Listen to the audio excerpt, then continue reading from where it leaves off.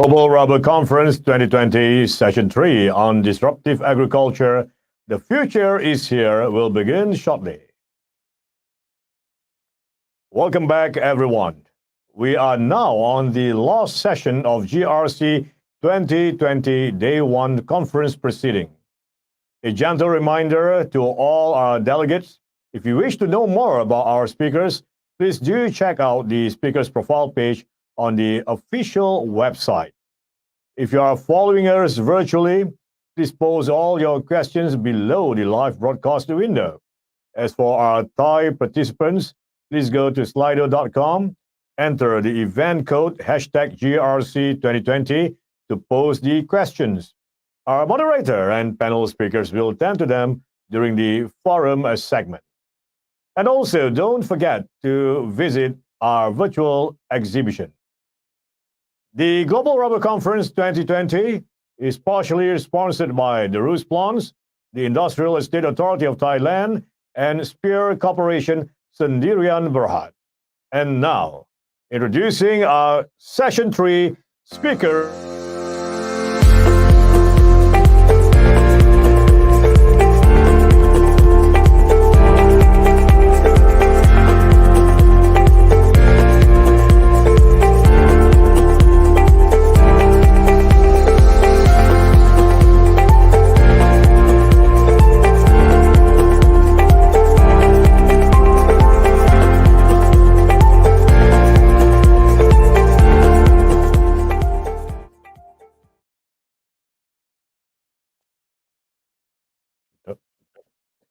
Welcome back, ladies and gentlemen.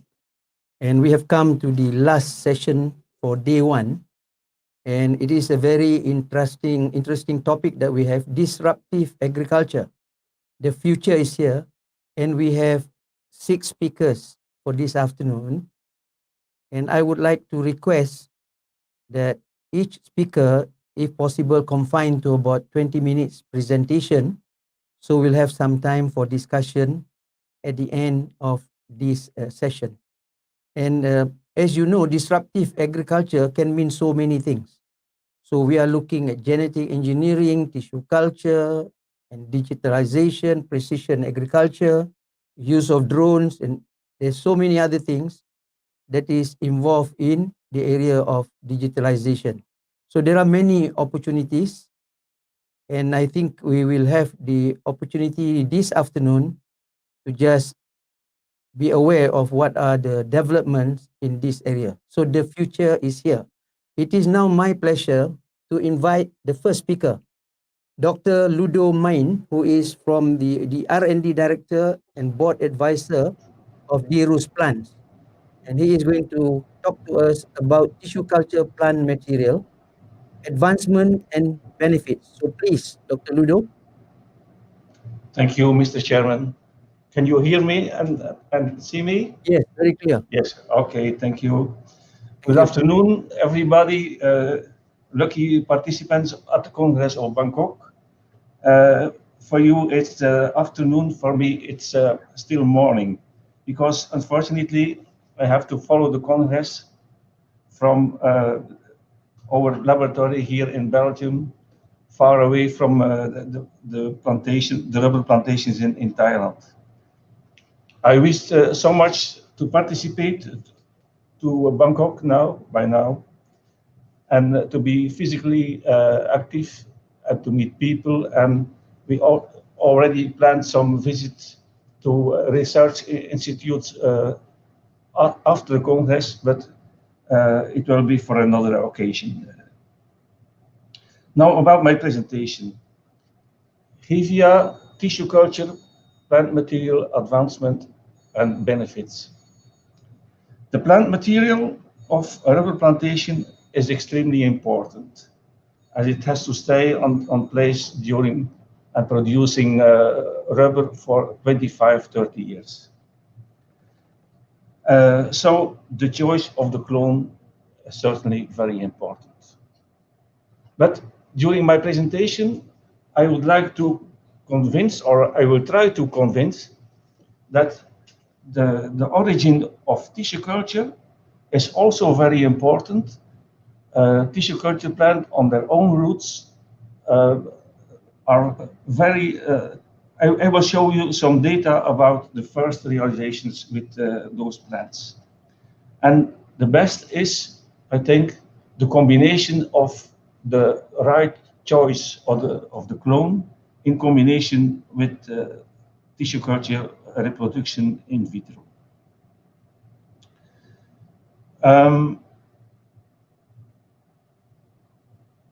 The best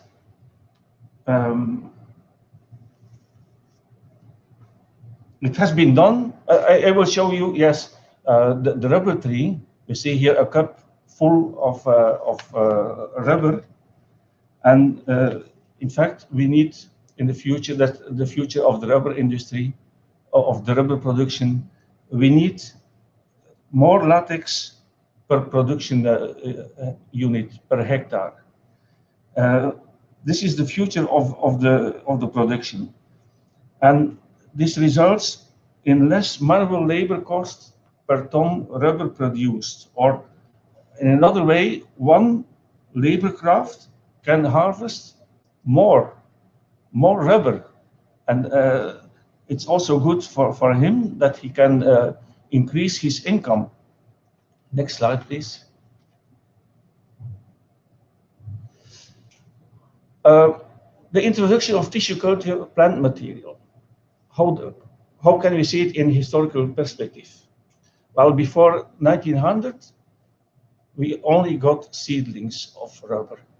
And there was a mass selection in these seedlings because some seedlings yielded more than others. And from that time exists, for instance, RIM 600, BPM 24, and so on. And from these selections were multiplied by cloning, by grafting on selected rootstocks from 1920 on. And we could increase the rubber production from 1 ton per hectare to about 2.5 ton per hectare.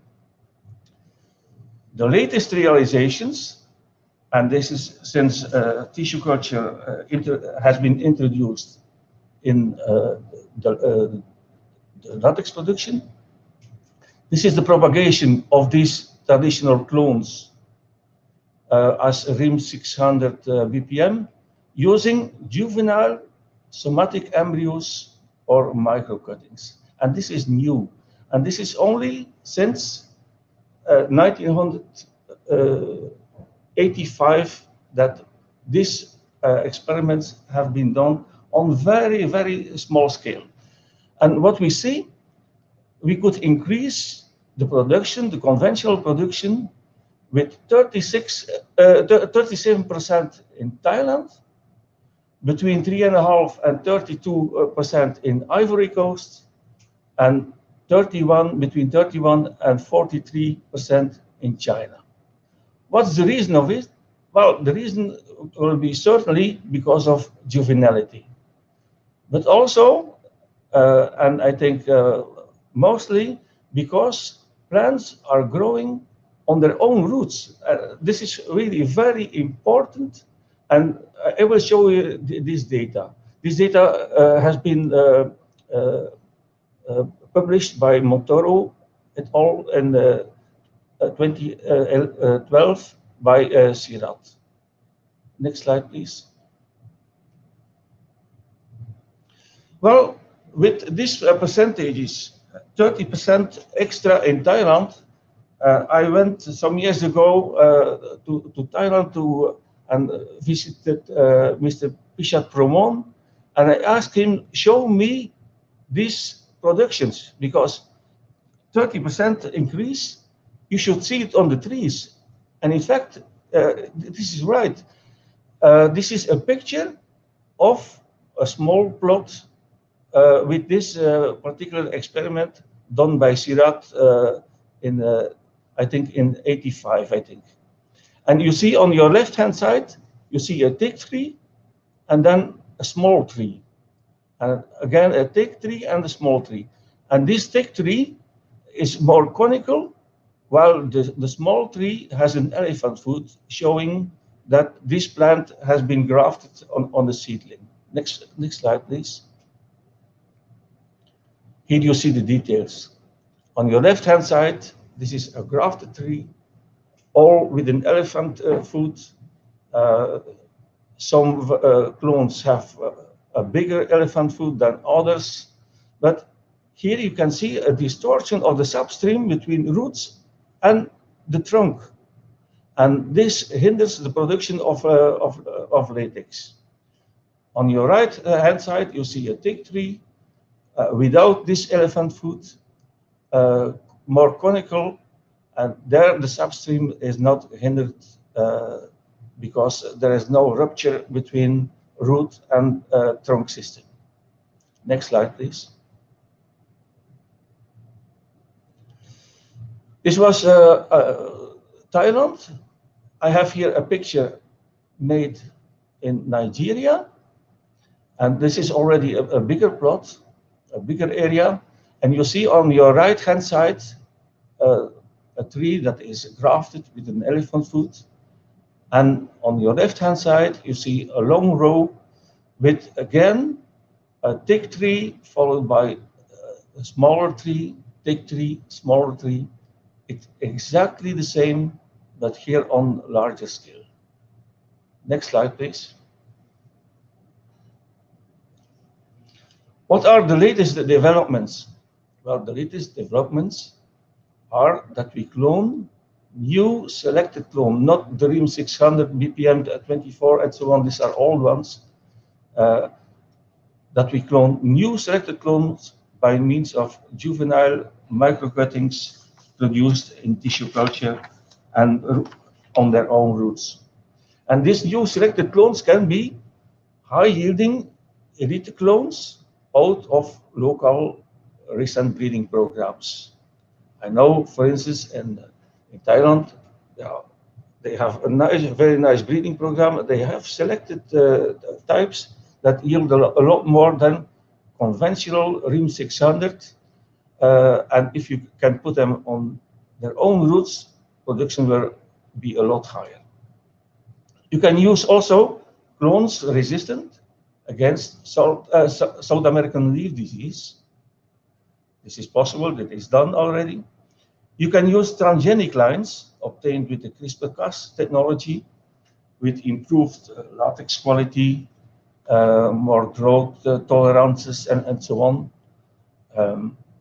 And there's still a lot of potential, as Pascal Montoro stated in 2012. In addition to the genetic component, the choice of the variety, the planting material is assumed to be a limiting factor for achieving the best latex yield potential, which is estimated to be 8,000 kilo per hectare and per year for the best seedlings. This is quite imaginable. Next slide, please. What is the progress in tissue culture of Hevia since the origin of tissue culture? Well, before 1970, there were only trials to micropropagate, and they failed all because of the lack of juvenile material. It was impossible to talk about a propagation in tissue culture. A breakthrough came from the people from Sirat, from Mr. Caron and his colleagues in '95.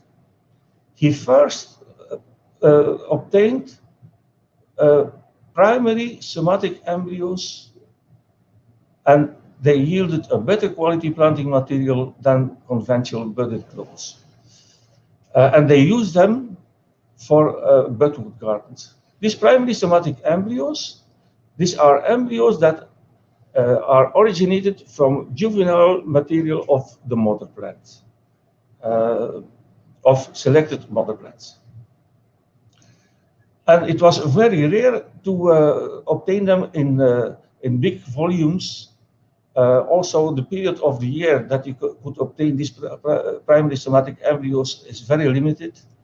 And more recent experiments done by Sirat in France and Michelin in France, they try to obtain long-term secondary somatic embryos. So from these primary somatic embryos, they tried to multiply it, involving callus multiplication, but they failed. These trials failed because of only a few varieties allow secondary somatic embryos, and also because of somaclonal variations, completely different plants that were obtained because of the callus formation, callus multiplication, and regeneration. Next slide, please. Well, what is the technology developed by the rose plants?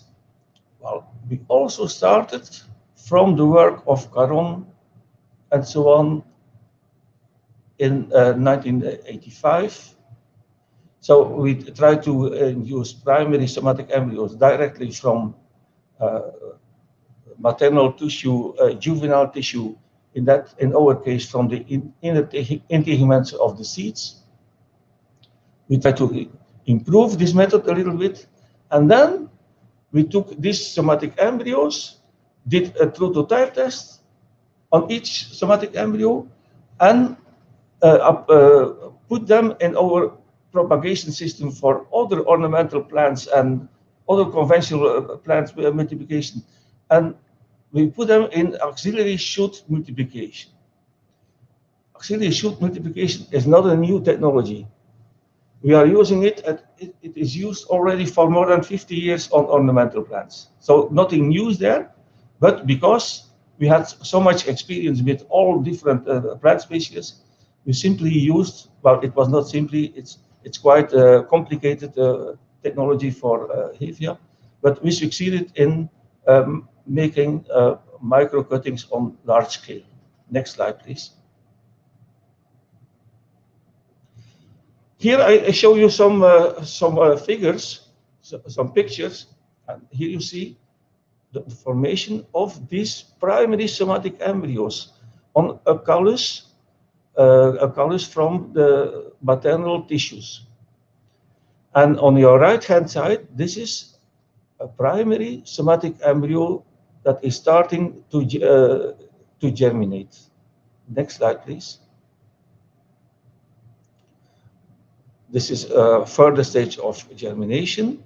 And in this stage, we do a true to type test. It is done by CIRAT, by microsatellites. And if it's okay, if it's true to type, we start multiplication. Next slide, please.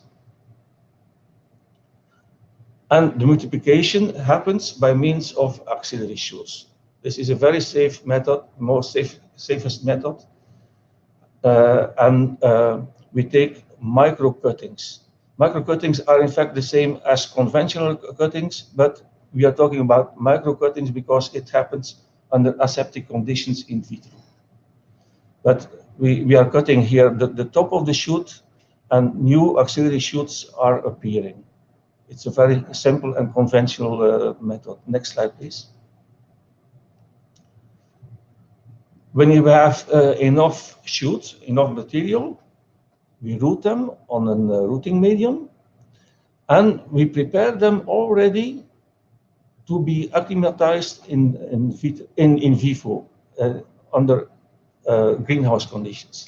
And therefore, we need a good developed root system. We need a good vascular system in the plant because there is a lot of transpiration in such big plants. The leaves are photosynthetic, active.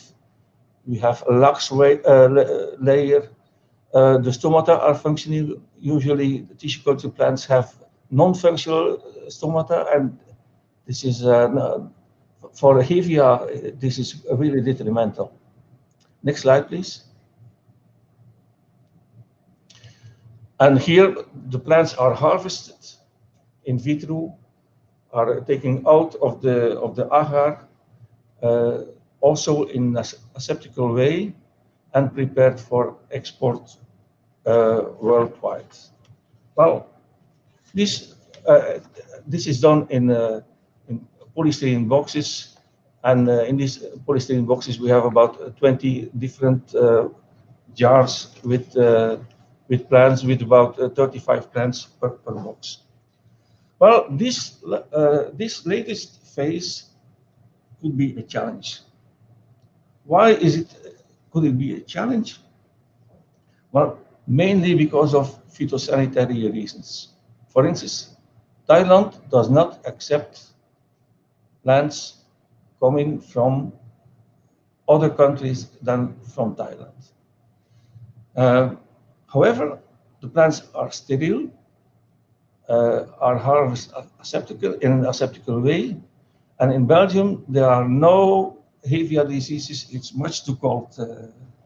There are no foreign diseases. But I understand that the people will not allow that foreign diseases come into the country of Thailand or Indonesia and so on. Therefore, it should be a lot easier to do the tissue culture production locally in the countries of destination. And also, in addition, well, if you do it in the country of destination, also acclimatization will be a lot easier, no customs and so on. But also, it's important to do that in these countries because also of the pricing. If a tissue culture plant is produced in Belgium, it's quite expensive because a tissue culture plant in Belgium, the main cost or 70% of the cost of a tissue culture plant are salary costs in Belgium. If you go to China, for instance, the salary costs are much less. But I guess, and I'm sure that the salary cost in the rubber producing countries is much lower than in Belgium. And if you could do that, the last 3 generations locally, the rooting and the hardening and the acclimatization, well, you will arrive at a cost price that is significantly lower than the prices that are now made in Belgium. Next slide, please. You read them? Just 1 minute. This is a hardening greenhouse because these plants are leaving to Ivory Coast in our case. And you Dr. see, Ludo, sorry yeah. to interrupt you. We have about 1 minute to go. 1 minute? Yeah. Okay, yeah, okay. This is a hardening greenhouse. Maybe we go on with the slides if you only have 1 minute. Next slide, please. Minit panjang. Next. This is technically next. I would like to show you also next slide.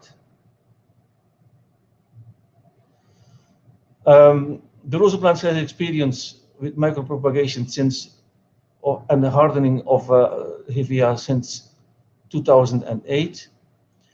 We are mass producing rubber trees, and we have now about 500 hectares in vitro rubber planted in Africa and Asia.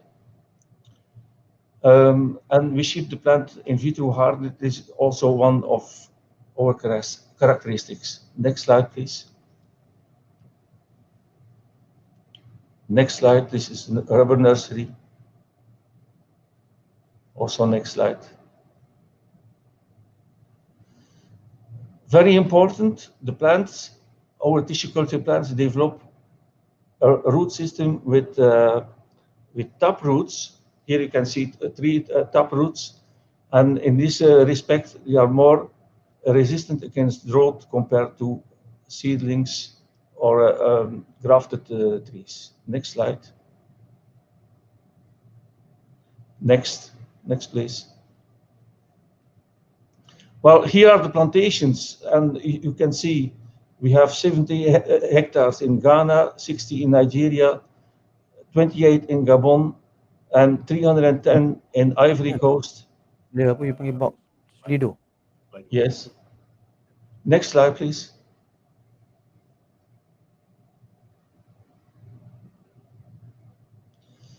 We did precocious early tapping on 3 years old plantlets, plants from tissue culture. And what we can see is why we did this, because he's tapping just to see if everything is okay. And here you can see that the green ones are tissue culture plants, the blue ones are grafted. You can see since October, November, you have 100% more latex from the tissue culture plants compared to conventional plants. It just means that they grow faster. You can also see in the next slide, here the girth increment is followed from month 12 until 36, and you see a 20% higher girth increment compared to traditional ones. Next slide, please. The dry rubber content is about the same. Next slide. Also, sugar, thiol, and phosphorus are normal. So next. While all tissue culture plants are true to type, in these 500 hectares, we never saw any mutated plant. The plants are in vitro pre-hardened and autotrophic. You have to order them 1 year before delivery. And yes, the Rosa plants has more than 50 million plants worldwide. So this is the reason why we succeeded in the propagation of Hevia. Mr. Chairman, I think I can stop here. I can show you, I can let the slides go on, and I thank you very much for your attention all. Thank you very much, Dr. Ludo. So, ladies and gentlemen, if you have questions, you can post it on the Slido. Now we'll move to the next speaker. Is Mr. Nikhil Valaban. He's the Associate Director of Frost and Sullivan from the Chemicals, Materials and Food section. So, Mr. Nikhil, you have about 20 minutes to talk about disruptive technology trend impacting the rubber cultivation. Please. Right. Thank you so much, Dr. Abdulaziz, and thanks to the organizers for having me. My name is Nikhil, and I've been part of Frost & Sullivan for almost close to 7 years now. And today, I was given a very interesting topic, which is the technologies impacting rubber cultivation, or for that matter, disruptive technologies in rubber cultivation.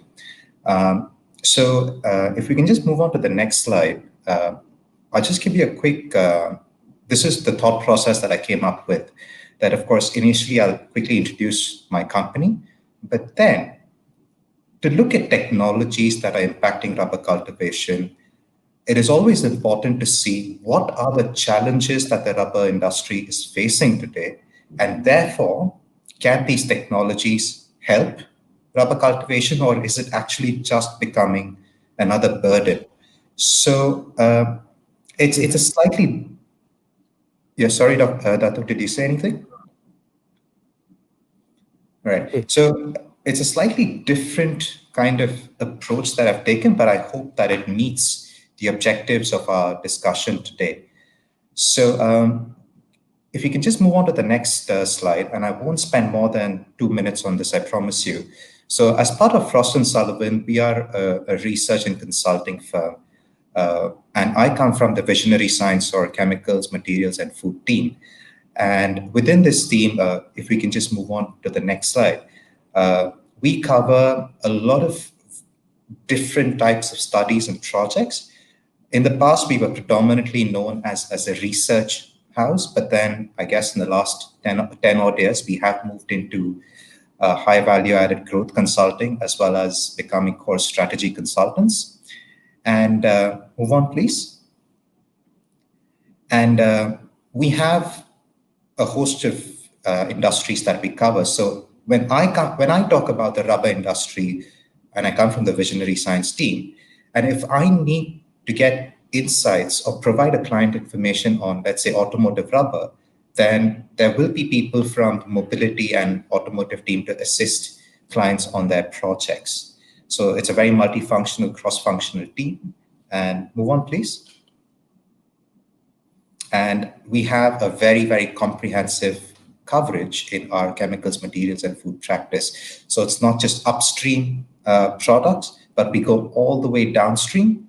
And this is where we try to differentiate ourselves by bringing in a lot of end user perspective, even for upstream manufacturers, so that East meets West, and there is finally some tangible outputs, not just for our clients, but also for the industry in general. So I guess that's all I'll spend time on in terms of Frost and Sullivan. So let's move on to the core issue, and if we can just move ahead, just skip this, please. Move ahead, please. Yeah. So, like I mentioned, I'm going to start with what's ailing rubber cultivation, because once we get to this issue, we can then talk about technology, because technology has to be an enhancer.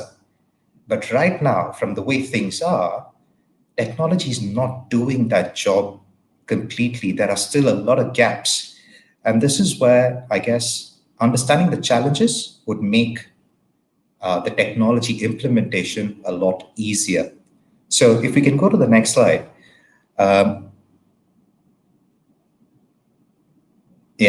So I'm specifically looking at Southeast Asia because Thailand, Malaysia, Indonesia, certain parts of Vietnam, this is pretty much the hub for rubber across the world. Of course, we have India, we do have China coming in as well, but I'm still trying to focus a bit on Southeast Asia because that's where we are. And I guess most of the participants in today's discussion as well are from this region. So there were 4 buckets under which I could categorize these issues. One is productivity, which is because of the large number of smallholder farmers, there is a reliance on old technologies, and there is not such a great importance given to farmland management. It's about, can my current crop of land produce as much as possible? So productivity probably is the most important issue that we have identified as a company. Moving on, manpower and labor. Now, I guess not just the rubber industry, but virtually every plantation set up in the world right now is facing huge issues regarding labor. And COVID-19 has just accelerated these issues leaps and bounds. And I'll take the example of Malaysia, which relies quite heavily on foreign labor for not just its rubber plantations, but across various palm oil plantations and others. It has caused a significant amount of reduction, I wouldn't say in output, but in productivity again.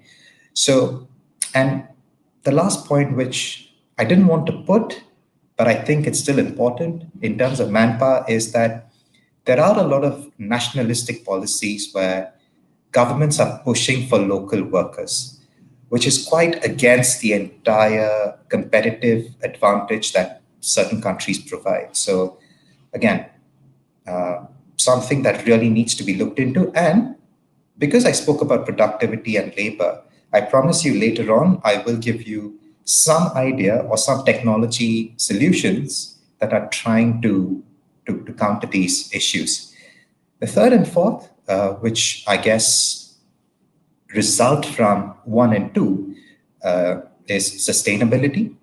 And the way I look at sustainability is that when global cultivated land for production has doubled in the last 10 years, it implies that most farmers or even companies are looking at increasing production by getting more land instead of focusing on improving yield per hectare or yield per acre or whatever it is. But sustainability is not something that is just a one-man show, and there has to be collective responsibility across all value chain stakeholders that needs to come to the fore, which, yes, it's there on paper. There are a lot of beautiful documents which say, yes, this is happening, that is happening, government policies, etc.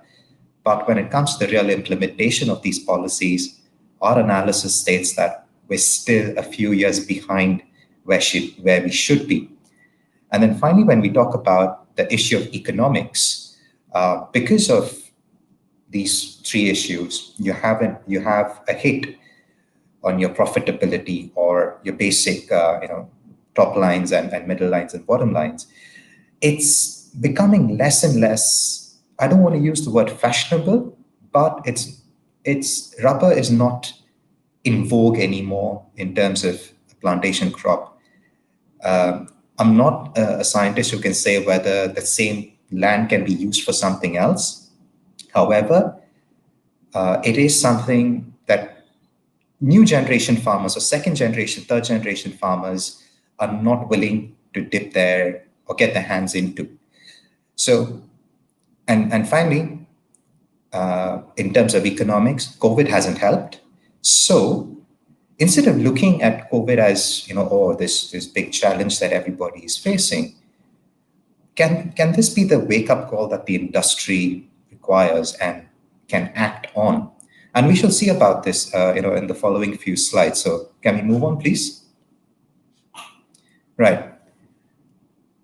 The other challenge, and this is where we try to bring in the voice of farmers sort of issue before we again address the issue of technology, is I mentioned about manpower. Let's get that out of the way. Policy ineffectiveness. There are a lot of government policies which have been there for the last 25 odd years, undergoing revisions year on year. And for an analyst, for people sitting who are not doing the actual farming, reading these documents may say, right, there is some positive change that's happening. However, it's not yet trickling down to the farmers. There is a lot of influence by downstream companies as well. So the tire industry, the glove industry do tend to have a lot more influence as compared to upstream producers. When you bring in the question of technology, the farmer at the end of the day asks, okay, what is this all about? So is there a fair degree of awareness? And my entire thought process has been veered more towards smallholder farmers, because the plantation conglomerates, I'm sure they know how to take care of all these issues. However, smallholders who account for bulk of rubber production are still not aware of these things. So the big challenge which they say is awareness. And finally, they say that they are not going to take all the responsibility for this technology implementation or whatever it is. It's got to be a collective responsibility that flows across the value chain. So having said that, if we can move on to the next slide, and this is the last slide I have for farmer challenges, which is, what is their expectation from technology? So one is, can it provide better yield? Two, can it reduce my manpower requirements, which is a burning issue? Who will implement these technologies for me? It's wonderful. You have this technology, great. But who's going to fund the technology? Who's going to implement it? And who's going to take care of it? Most of us, or when we talk about technology, we tend to forget who the end user is. It's a person whose expertise lies in farming, not taking care of equipment and machines and systems, etc. So these are burning questions that are being asked by farmers. And sadly, we don't have all answers to it just as yet. But let's see if some of the technologies that I intend to show, can they sort of answer it or no? Or I'll let you be the judge, for that. So let's get into the technology side of things. So can we move on, please? Yeah, let's go. So the first one, and this was more towards, this is a technology that is sort of trying to address the issue of manpower, the number of times you need to tap in a day, and whether and what happens where you have plantations or farms in really remote areas. So we have this autonomous rubber tapping robot, which was developed in China and not very long ago. This was in 2019, and The impact this was supposed to create was to reduce labor and manpower, and it should have been able to sort of tap the trees for latex, and also should have been able to recognize which tree is ready at what time for tapping, etc., etc.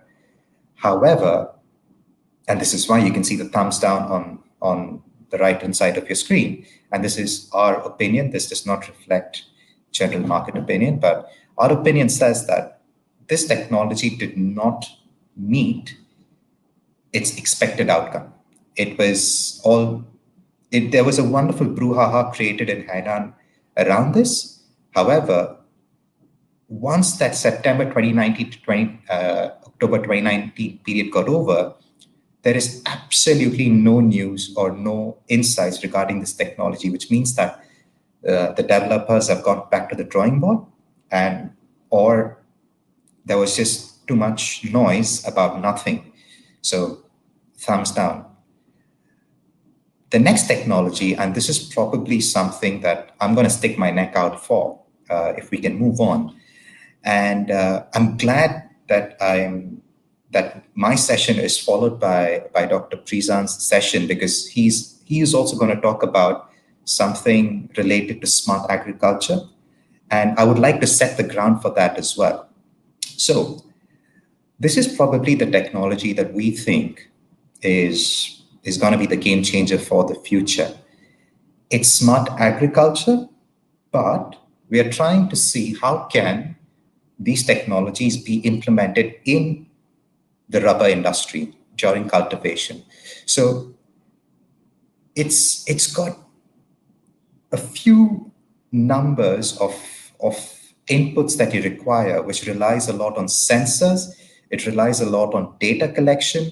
It relies a lot on systems which can monitor weather. It can rely a lot on end-use industry needs. And I guess a lot of times you tend to forget that. What are the requirements of the end-use industry in terms of products or specifications, etc.? And can all this be combined using the Internet of Things in order to improve monitoring of plantations, in order to improve productivity, and ultimately, can these technologies of smart or connected plantations enhance farmer livelihood, increase transparency across the supply chain? Because I guess, because 2 years back when I presented at the same rubber conference, transparency across the supply chain was a big question mark that came out in a major way. So I'm still sticking my neck out and saying that these smart technologies can address issues all along the value chain, from cultivation to transportation to processing to end-use requirements. And if we can move on, to get this smart rubber plantation or connected rubber plantation right, it's not, again, an individualistic effort. It's got to be a combination of various stakeholders. And I'm sorry if I sound like a broken record at times about this whole collective responsibility thing, but that is the only manner by which all these futuristic technologies can be implemented. Else, we're still going to be where we are today, with real no development in terms of technology implementation across farmland. So there has to be collective decision-making, funding, monitoring, etc., from technology providers, from equipment providers, customers, influencers, and the big one over here is government agencies and associated ministries as well, Ministry of Agriculture, Ministry of plantations, or whatever it may be. It's got to be a joint effort, or else by itself, this smart agriculture, connected agriculture, is going to be something that I'm going to keep coming back with year on year in a presentation format, with nothing changing in this. So that's where we are today in terms of smart or connected rubber plantations. The last one, can we move on? In terms of technologies that I'll skip this because I'm guessing I just have about 5 or 6 minutes remaining. The last one is the full nutritional technique, which is not exactly technology, but it's a sort of new liquid-based fertilizer that has been developed in Malaysia by Growyield. And right now, they have been testing it quite extensively across Sabah in conjunction with the Sabah Rubber Industry Board. And what is amazing to see that on a test basis, by using this fertilizer, the liquid fertilizer vis-a-vis the standard NPK fertilizers, there was an increase of rubber production from 59% to 113% on average, which generated close to, about close to $120, per quarter per, 200 trees, etc. So just imagine if this kind of a technology or a fertilizer can be used across a much larger plantation, we're looking at increased yields, which can ultimately stop further land requirements for rubber plantations. It can also have your entire sustainability code built into it. And it can also reduce your other costs, which is your fertilizer, because now instead of buying 300 kg of NPK fertilizer, you're just about buying 4.8 kg of this particular Growyield. Just a disclaimer, this is still it's not yet fully commercialized. It's still in a startup sort of stage, still highly dependent on funding, etc. So we expect this kind of technology to come on stream in the next couple of years. And I hope and pray that it's something that in Malaysia is a game changer, and in due course of time, across Southeast Asia and other major rubber plantation countries as well. So those were the three technologies, and this one, again, I give a thumbs up because of the impact that it could have in the future. So I'm going to spend the last 2 minutes in just summing up my entire presentation. And if we can just go ahead, just the next slide, please. So technologies need to enhance rubber cultivation. However, understand what the farmer requires. Do not push technology onto a farmer. Two, as a technology provider or a stakeholder in the value chain, understand individual responsibility and help in getting more collectivization in terms of implementing these technologies. Customization, a one-size-fits-all kind of approach is not going to work. So even if we're talking about within Malaysia, within Thailand, different plantations or different regions of the country need different types of customization. We got to educate farmers, because right now, technology is pretty much, and I'm sorry to say this, it's like rocket science to them. So increase awareness, show them the return on investment, because nothing speaks louder than return on investment and money. So that should be a big part of the entire educational process. And finally, technology must enhance sustainability. So it's not just benefiting farmers, but also value chain players, and ultimately the environment and the other factors such as water reduction, etc., etc. So with that, I'd like to conclude my presentation, and I'm happy to take any questions. Thank you very much, Mr. Nikal. I would like to request, ladies and gentlemen, if you have questions, please, the way we operate, please send it to the Slido. And then we will move on to the next speaker. He is Dr. Prisan Rakwatin, who is the Vice President, Digital Agriculture Development and Promotional Digital Economy, Digital Agriculture Development and Digital Economy Promotion Agency, TIPA, of Thailand. So please, Dr. Prisan, you have about 20 minutes to make your presentation, please.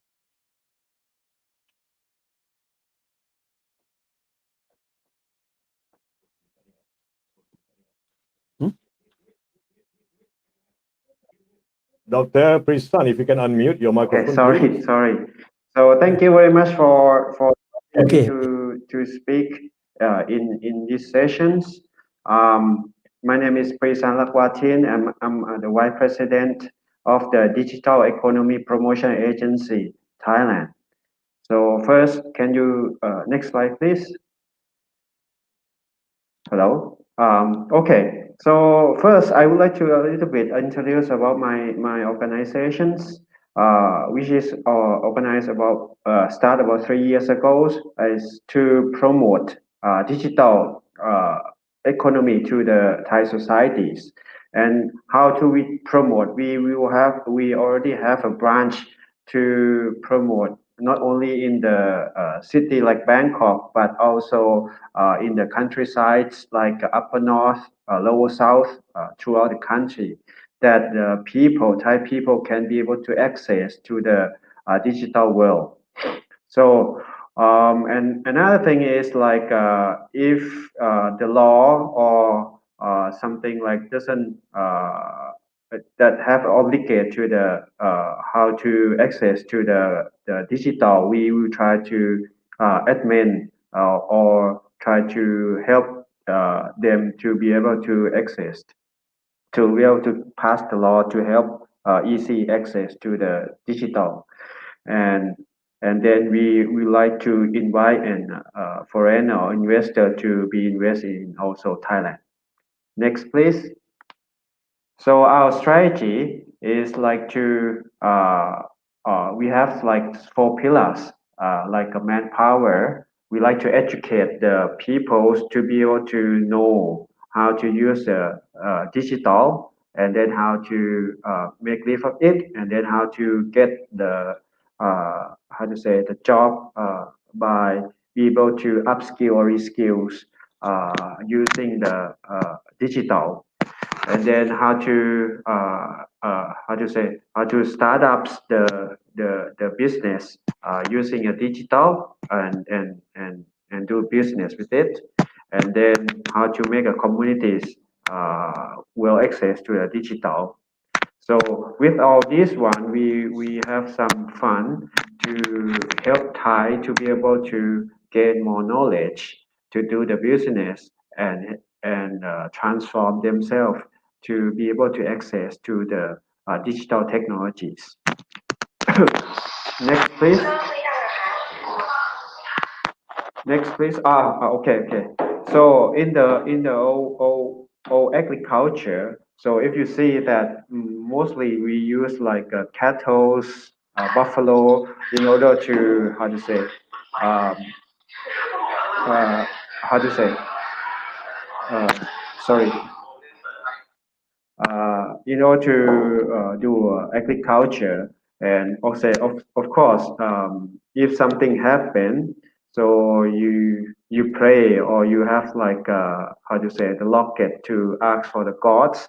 And um, if we don't have like a cattle, we use the labor force, or the communities get together and help each others.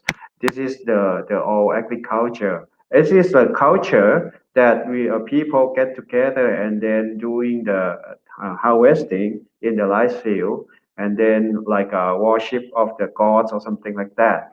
But next, please. In the real world, like gentlemen before us, the Nikhil, so we use the sensors.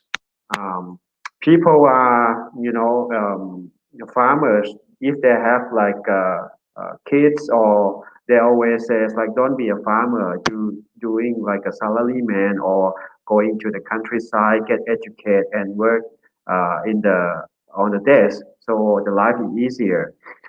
Then the people are moving to from the countryside to the city sides, and then start to work. And then the people, the farmer in the countryside, of course, they get less labor, and then there is some technologies.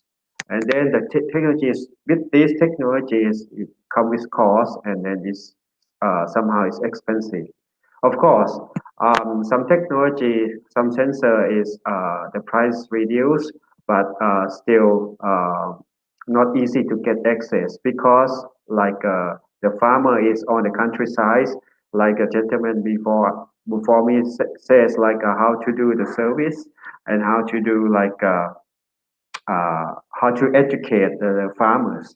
And then now the farmers become aging, so they try to depend on the kids or the grandchild to help them to use the mobile phone or something like that. So this is another still burden that the agriculture in, I think, in the rural area in Thailand, that a little bit difficult to access to the digital, and then hard to access to the informations or something like that. Next, please. So another thing is it's become the COVID in these years that all of the most of the sector in Thailand has also affect. Like agriculture, as I remember in March, we cannot export our durian to the China because of the border. The country is closed, and then some of manufacturing is shutting down because of the low demand, and then the people are get infected, so they have to lock out and then do some social distance. So some of department store is locking down, so they are run out of money and then went to bankruptcies. So this is also we in Thailand, we have like tourism depend country. So if the COVID-19 is burst out, so the foreign tourism is not come to Thailand, and then the hotel and then the staff inside is they're losing their job. So and what will happen is like when they're losing jobs, so they are go back to their hometown, and then thinking of they do some of the farming land to use their own how to say father and mother to do farming. But when they're getting used to the city, how to say lifestyle, these youngsters tend to use the how to say architects or try to use sensor to help to ease their lives. So the sensor and then the stuff and the tools become more and more used, and then the price is really down. So this is the good thing that start for the agri-tech in ecosystem in Thailand. Next, please. So what we try to do is try to bridge between the how to say the farmers and the digital provider. I mean the tools or tech provider, because the farmer would like to use the sensor or would like to use the tools that use in their farm, but they are reluctant to do it because of the cost or because of the hard to access, or the service is not arrived in their hometown yet. We try to do is try to bridge the digital provider that, of course, is it, the pricing, if it's too high, we can subsidize what it says like first trial. Or of course, we subsidize or we help them paying at a certain period that they have to subscribe and use these tools, and then they can, if they like the these tools, they can continue paying because of it help their lifestyles or their farming, uh, uh, the farming in the field.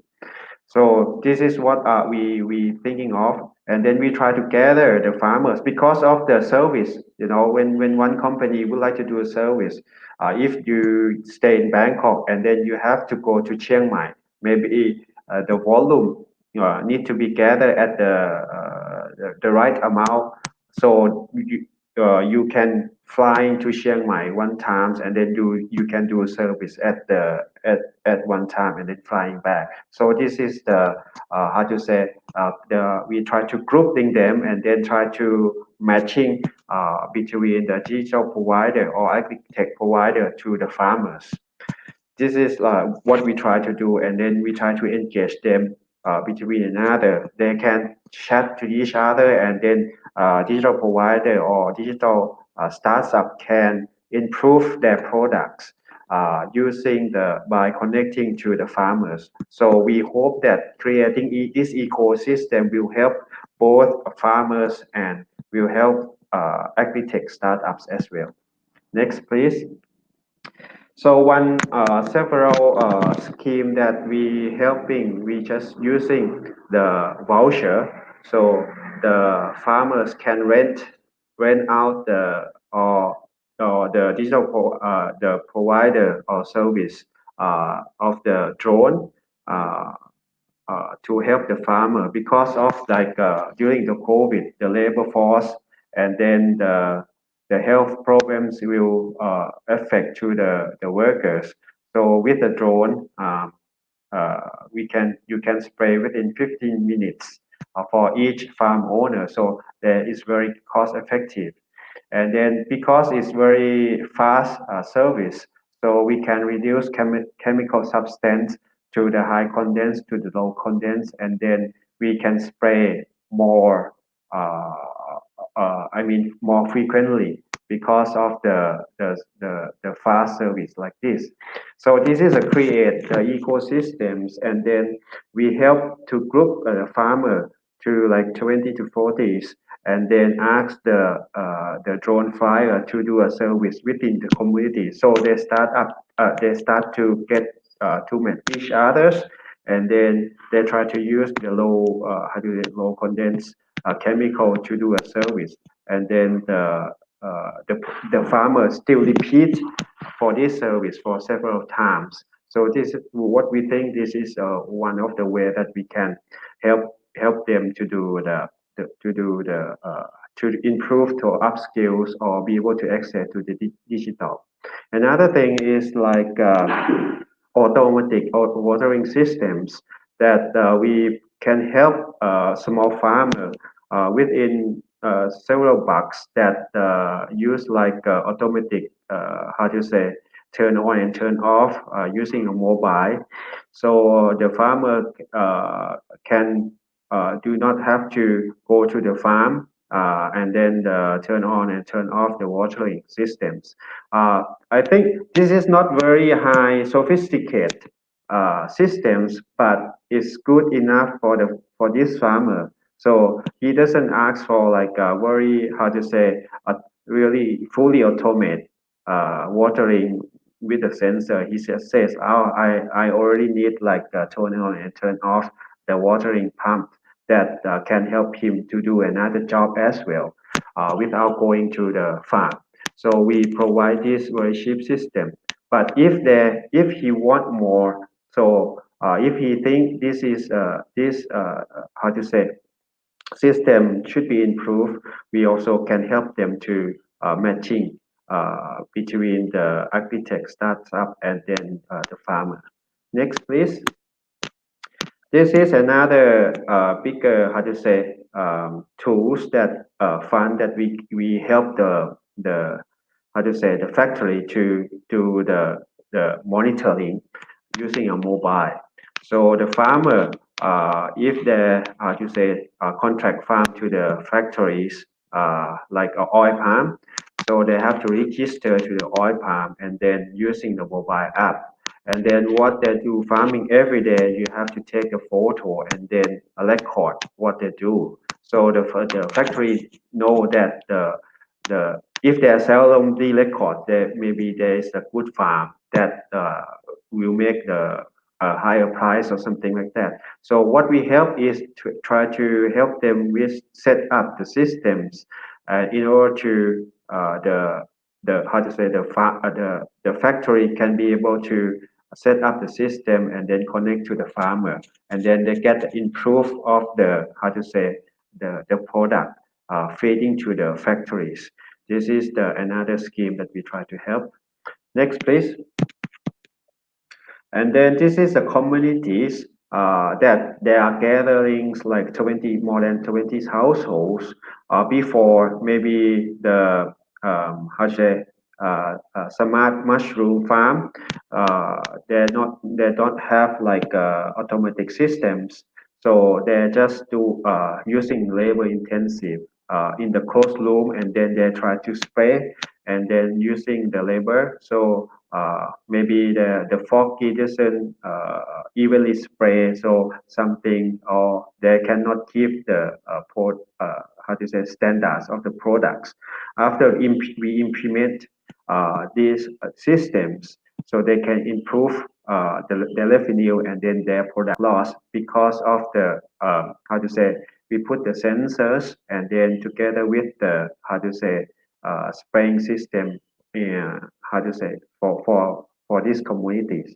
And then it is not our force to, or it is not like, oh, okay, we implement that, but these communities have to write a proposal and then have to come and present to the committee that, oh, they really need this system to be implemented in their farm, because some of the budget they also have to pay by themselves. Next, please.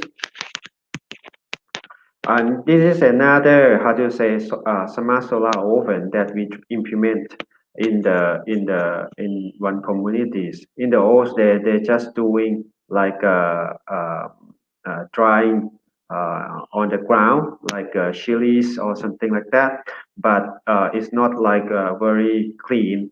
So what we try to do is try to build up the solar oven like on the right side, so it's become more clean, and then the heat become evenly distributed, so they can increase their revenue, and then the product become look nicer, and then the become more safe.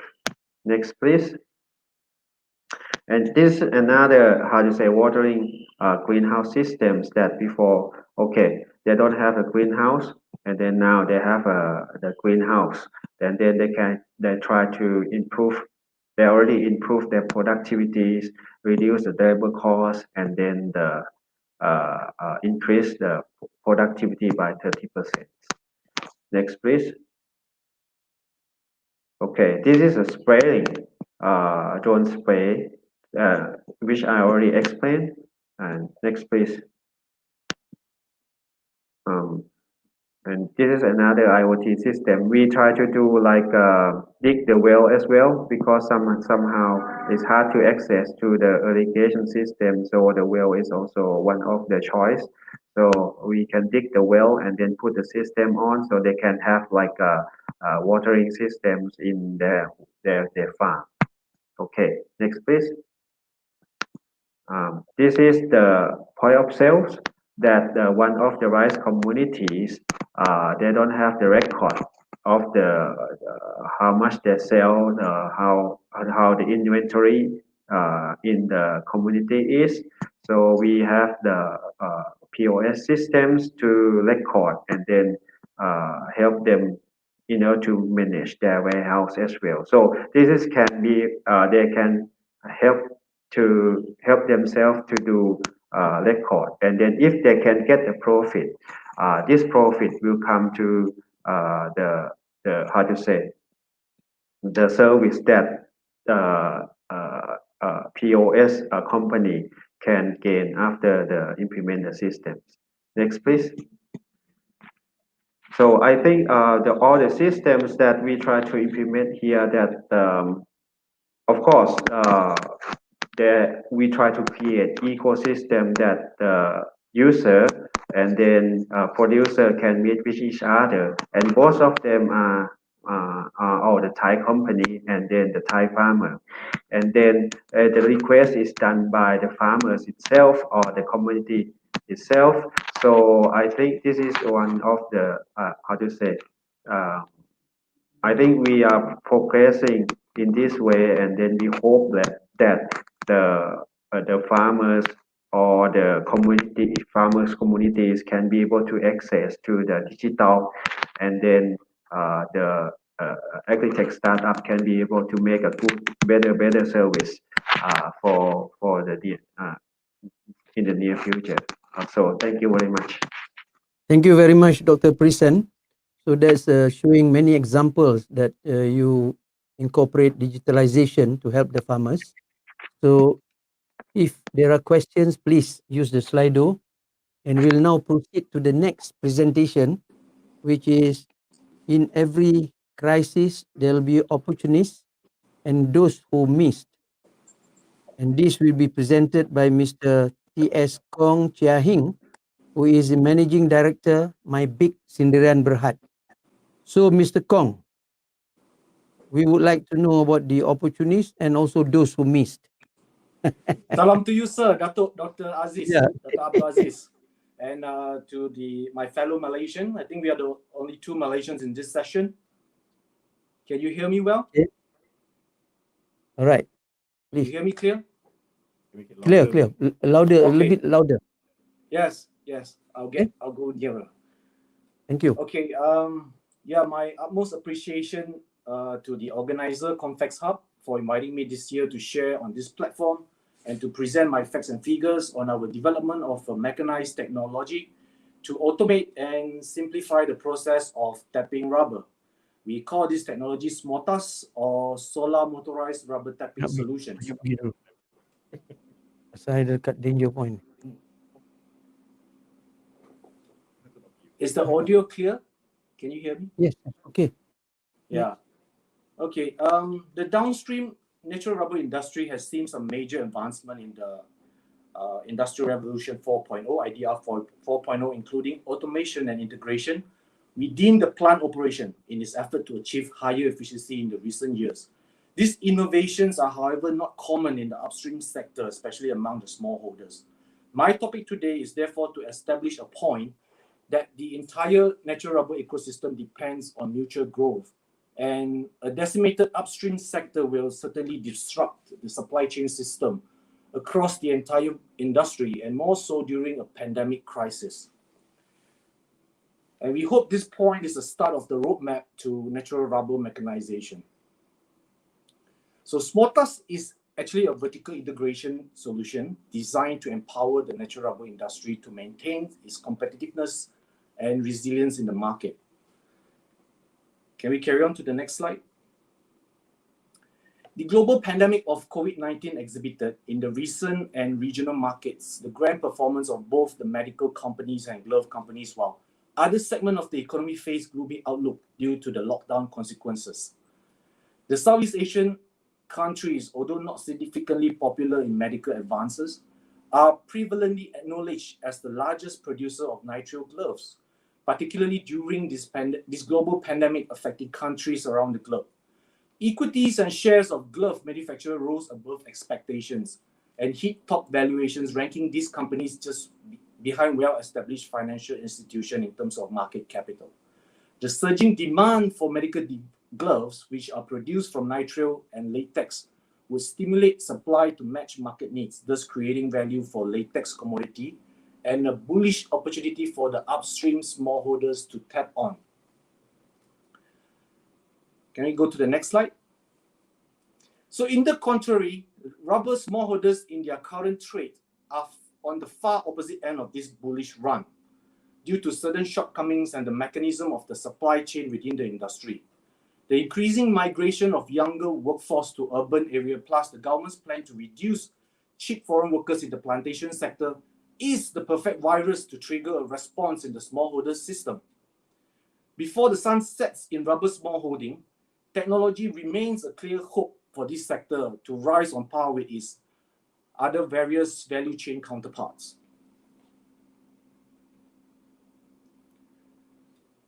Can we move to the next slide? So I think the speakers before me have actually set very good pace and tone in terms of the new performing clones that are already available out there in the market. And by Dr. Ludo and also Mr. Nikhil has shared on the challenges what the upstream smallholders face in the industry currently. So for the last decade, we actually have been developing various prototypes, including mechanisms such as the one that I'm showing on the slide here, which is actually based on a rotating mechanism that taps on a single installation, whether on a D2 or D3 tapping frequency. So the system itself is built on a digital platform that can be programmed easily, whether you want to tap it on a D2 frequency or a D3 frequency. Again, this is based on the requirements of the plantation. The system is solar motorized, which means the system itself is powered entirely by a solar panel that is attached together with the machines on the tree, and it taps based on a quarter spiral cart. So because it is a quarter spiral cart, the lifetime of the tree can be further expanded more than 20 years, as opposed to the conventional tapping of half spiral. So there's a saving in terms of bark consumptions, definitely, when we tap it on a quarter spiral system. Can we move to the next slide? So the system, I think Mr. Nikhil has shared a bit about the autonomous robots that was presented in Hainan last year. We have seen that robots, we understand how it works. But the important part of this tapping system is it has to be fully automated. Because when we are trying to address the issue of smallholders tapping to produce latex, which is a highly skilled process and also laborious, we need a system, a technology that is fully automated to run it, whether it's on the D2 or a D3 frequency. So for the system that I'm introducing today is based on a quarter spiral cart tapping system that is able to be programmed to run either on a D2 or a D3 frequency. And we have actually tested this on several test beds in Malaysia. We have tested it in Malaysia for this model. We have tested it since 2015. I can share some of this data with you, the trial that we have done for a period of 4 months. And the most recent one was just before the lockdown in Malaysia, which is, we started the trial in February, but we had to stop the trial in March, just before the lockdown. So we plan to continue this trial again, hopefully.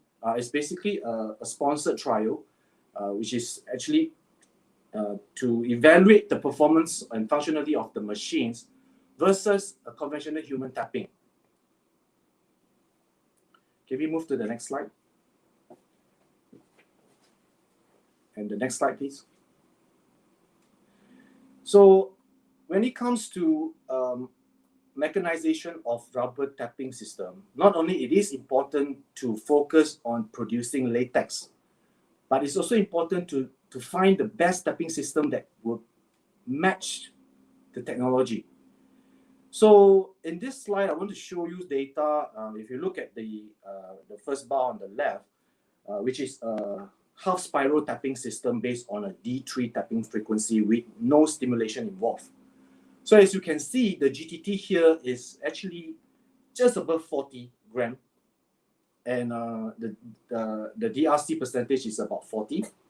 So comparing this data with a quarter cut tapping system, which is also tapping on a D3 frequency with no stimulation involved, you can see that the GTT is slightly lower compared to the half spiral tapping, which is actually 40 gram. And the DRC in this case is actually higher. It's higher than the GTT. So the one that we want to implement, we want to introduce together with the tapping system here is a quarter spiral cut with D3 tapping frequency stimulated with a Mortex 2.5% concentration. So as you can see, the GTT here is, although slightly lower than half spiral tapping, but the DRC is achieved higher than the half spiral conventional tapping. So this data has been accumulated over a 1 year period, the entire tapping cycle, 1 year, on a 3001 clone. I think Dr. Ludo has shared very good points on some of the high yield performing clones in the market right now. They are planted in most of our plantations. I think from his data, I can see some of the yield are actually 1.5 to 2.5 ton per year, per hectare per year. So we know for a fact that the current productivity for cup lump is in Malaysia is about 1,500 kilo, which is about 1.5 ton per hectare. But the actual optimization of these clones can actually go up to 2.5. So if we only depend on human manpower, which is fast becoming unattractive to the young job seekers, it will be increasingly difficult to achieve such high yield performance.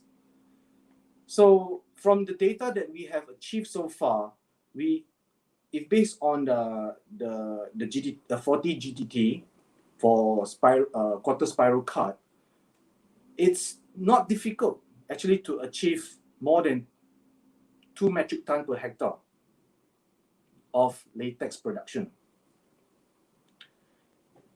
In my following slides, I'm going to share with you a teaser of what we have completed in the last trial that started in February this year. So as you can see, the trial only lasted for 14 days before the lockdown. The national lockdown was enforced in Malaysia. Putting all other factors equal, ceteris paribus, a combined 5 units, we tested 5 units of these machines against 5 trees tapped by human. So comparing these two data, the total combined in just that 7 tapping days, the machine technology that we have introduced to the same test bed using the same clone actually achieve higher productivity compared to human tapping. In my next slide, these are the 5 units. So out of these 5 units, 3 of them are tested based on a D3 system. D3, which means it taps every 3 days. And 2 of that units were tested based on the D2 system. Because when we first developed this system in the early period, the system was developed based on the D2 system. In fact, when we first started, I think we started way before the Hainan group even started going into this kind of development. The very first model was actually based on a 1-inch tap. It's only 1 inch, but it taps every alternate day on the D2 system.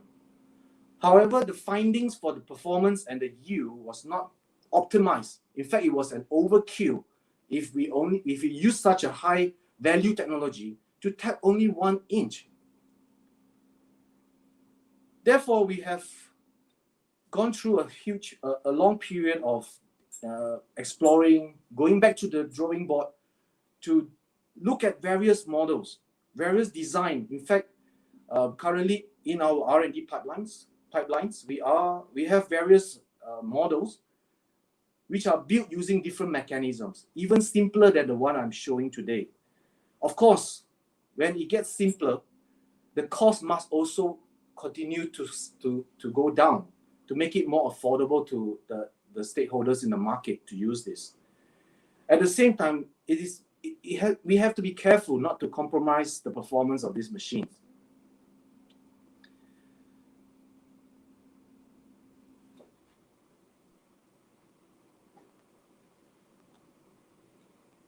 So besides developing the technology of automated tapping with the Malaysian rubber board, we have also developed several economic models involving integrations of solar motorized tapping system embedded with highly encrypted security codes to simplify the latex supply chain between the smallholders and the manufacturers.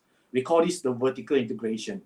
So the COVID-19 pandemic, like the AIDS, HIV, has taught us the growing importance of natural commodities such as latex. Technology of automation and industrial revolution 4.0 will certainly transform the supply chain management, which largely is the main pillar of any agriculture commodity, including latex.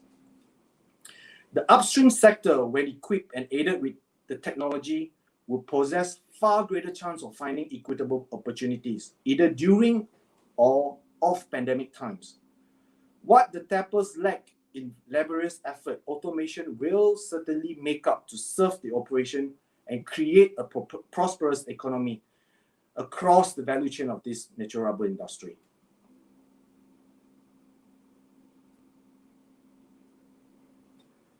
This is my final slide. In these slides, you can find some of the raw data comparing machines versus human tapping. Of course, it's also important not to only look at the performance of the machines in terms of yield optimization. It's also important to consider the right price to introduce this technology into the market, especially among the smallholders. As we know, we are just a starting point in this roadmap. In order to introduce such a solution to the market, I think the government and the stakeholders from various value chain in this industry needs to work together to find the best solution to create an equal opportunity for all the stakeholders in this industry. So that's what I have to share today.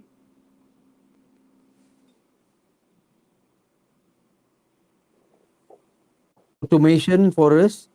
And again, if any of the participant has question, use the Slido, and we'll go to the next presenter.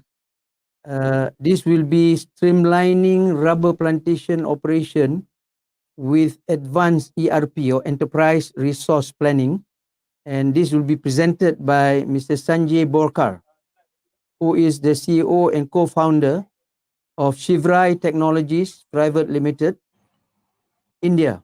Please. Thank you. Mr. Sanjay. Thank you, Chairman. 20 minutes. And it's my pleasure to present here. It's my honor. Very good evening and good afternoon, everyone who is joining online.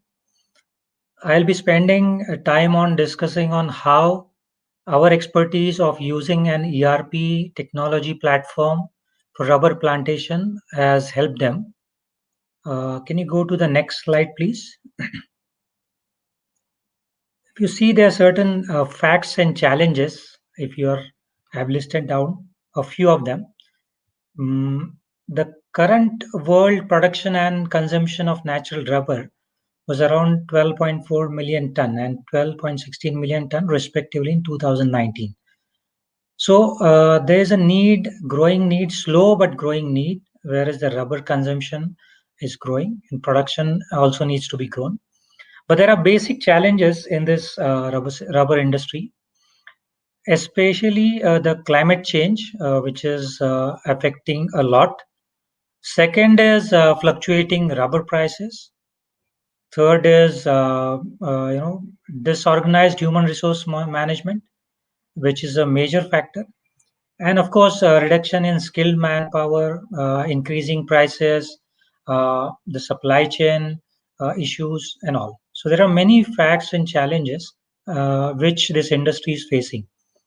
Let's see how technology can help to mitigate some of the challenges. Next.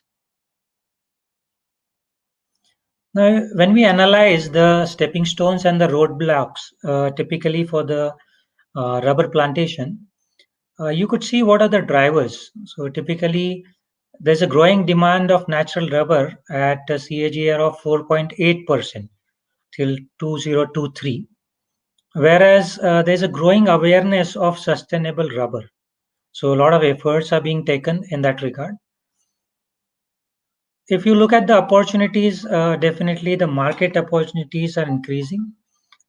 And secondly, there's a convergence of technologies with plantation practices. So my previous speakers have spoke on this quite a bit, and there has been interesting case studies which they shared. And I also promote technology. So this is the biggest opportunity for the rubber plantations to take on at this point of time. The restraints, if you see, is the climate change, labor shortage, resource optimizations, like including inputs and even the soil, and that is the resource optimization. And of course, there is very less technology usage, which is in current condition. Now, let's see what are the opportunities which are coming out of this. The trends, if you see, is adoption of digital platform artificial intelligence, machine learning, and other advanced technologies are being used for plantation management, or at least being prototyped, not being used, I would say. We are one of them. We are trying to prototype some of them, and we are using some of them. Then important trend is ensuring the end-to-end traceability, like from where this rubber has come from, and of course digitalization of the supply chain. So these are three important factors which are the trends, and one should cash on this. Next.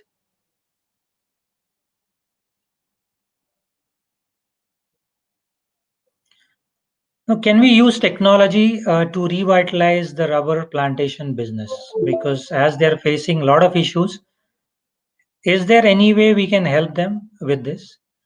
I think technology can be utilized right from production to the end product and the traceability of the product. So when you talk about production, it's about growing, package of practices, the inputs, fertilizers, sprays, chemicals which you spray, and the water requirement, irrigation requirement for the rubber, and various agronomic practices. So we can use technology to follow this and monitor this practices. When you talk about processing, typically when you say tapping and doing the quality check, and after that getting the maximum DRC, and using the techniques for using the DRC. So we saw one of the robo prototype. So similarly, a technology can also be used in doing this, because what I know that overconsumption of the bark is also not a good sign. It's like eating your own tree. So how AI can be, artificial intelligence can be used for reducing that. We are working on it. Then comes processing, and of course quality check, because there are a lot of quality norms which one needs to follow, and systems are useful to follow those quality norms at various level, at field level, at the receiver level. I forgot one point, that is procurement. So in case of a smaller landholders or smaller plantation holders which are supplying this, so the plantation mechanism, that is the demand and supply gap, what is needed and who is going to give it at what time, so that can be mapped using technology. Further, how the transportation can be minimized, and how it could be optimized, so logistics can be covered using this. And lastly, the traceability. So whatever is produced, whether you can trace it back to a single tree or to a plot where you have multiple trees of rubber. Next. Now, we say that Farm ERP is a leading plantation management platform that is basically helping rubber plantation businesses to ensure high efficiency across various operations, like planning to inventory management to tree encoding to pre-harvest and post-harvest processing of the field latex. Now, with the use of advanced technologies such as I told you, artificial intelligence, business analytics, deep learning, we are also helping the rubber plantations to organize 4 M's of the business, that is man, material, machinery, and money. It is very important to manage all those 4 to make your rubber plantation sustainable and profitable. Next. Now, what we are discussing here and why I am discussing here. So we are an technology ERP platform typically focused onto agriculture, agribusiness, plantation, contract farming.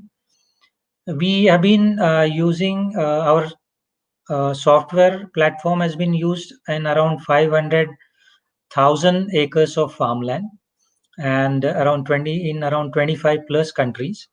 So it is useful for all kinds of plantations, rubber, oil palm, date palm, and all. We have 500 plus deployments, and we serve 12 plus different sub-verticals.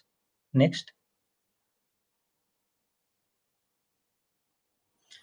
Our focus is mainly onto 4 different areas. One is sustainable agriculture.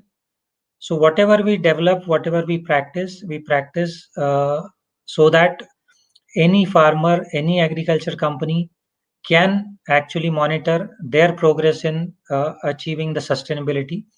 May it be rubber, may it be plant oil palm, may it be other horticulture plantations, and of course rice, because we are member of Sustainable Rice Platform. We also focused on food safety, so we are member of Global Gap.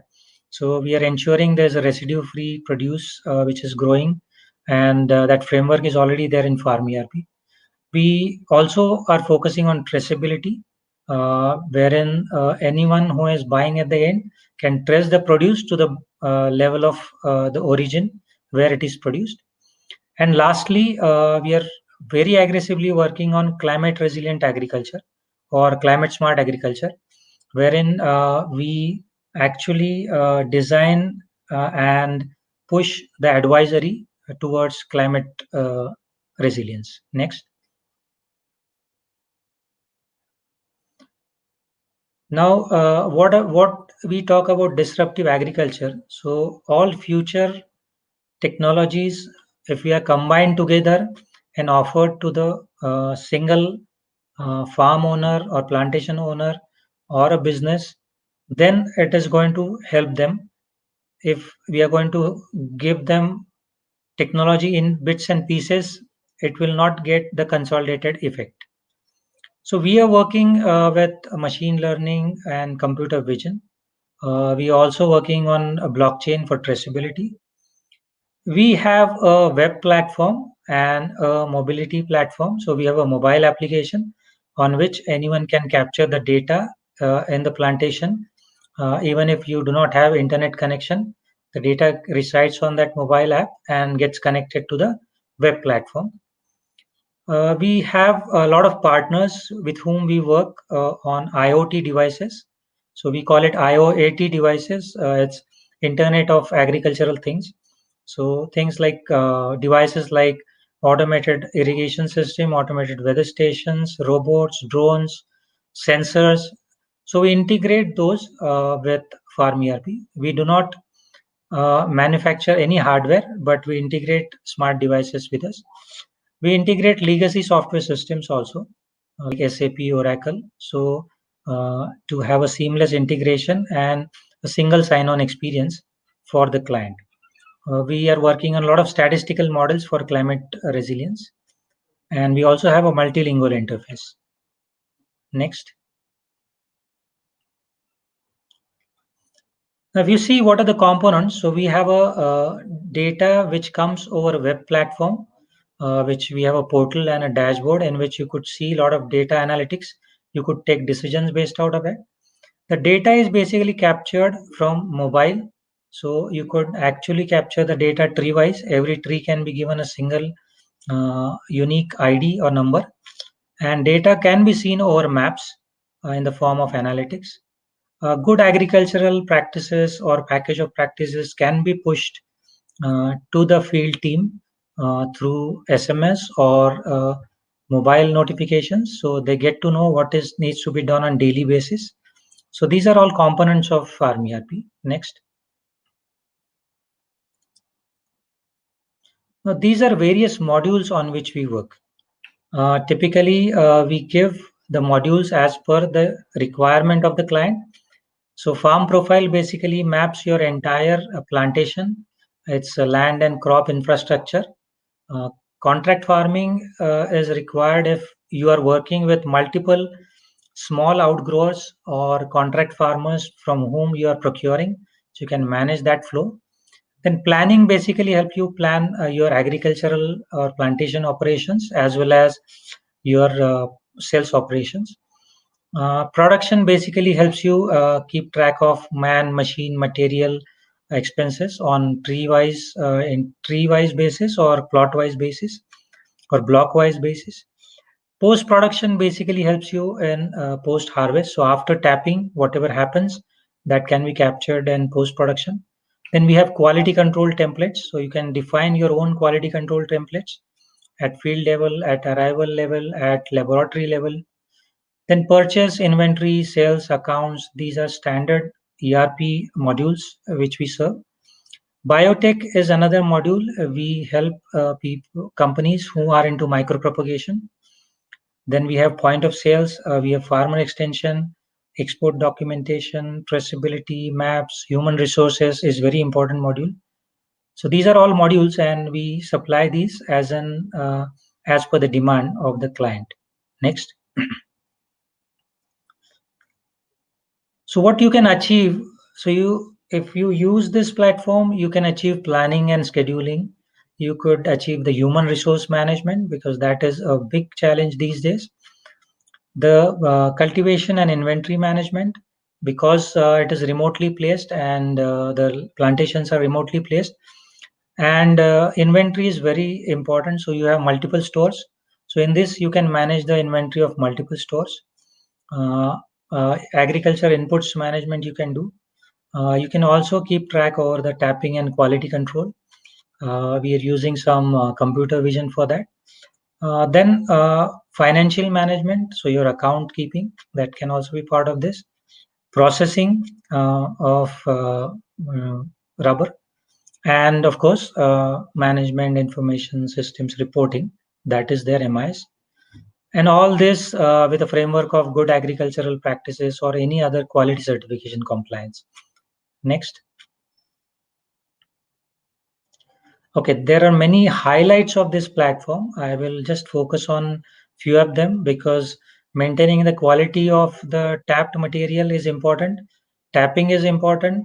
Inventory management at multiple stores is important. Then managing machinery and purchases is important.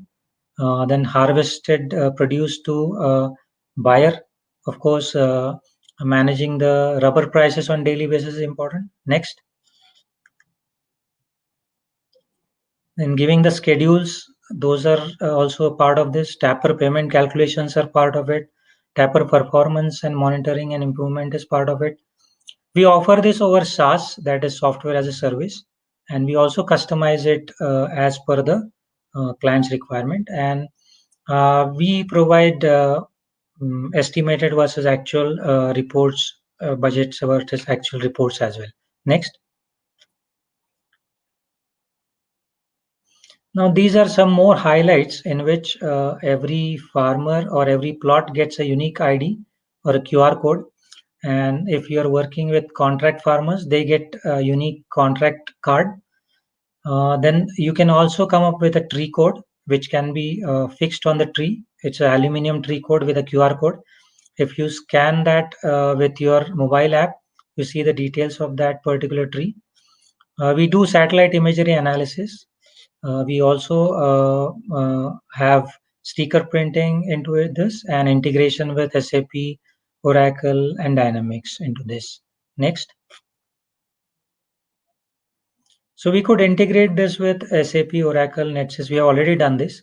We have also integrated this with drones, with tracking device on tractors, machineries.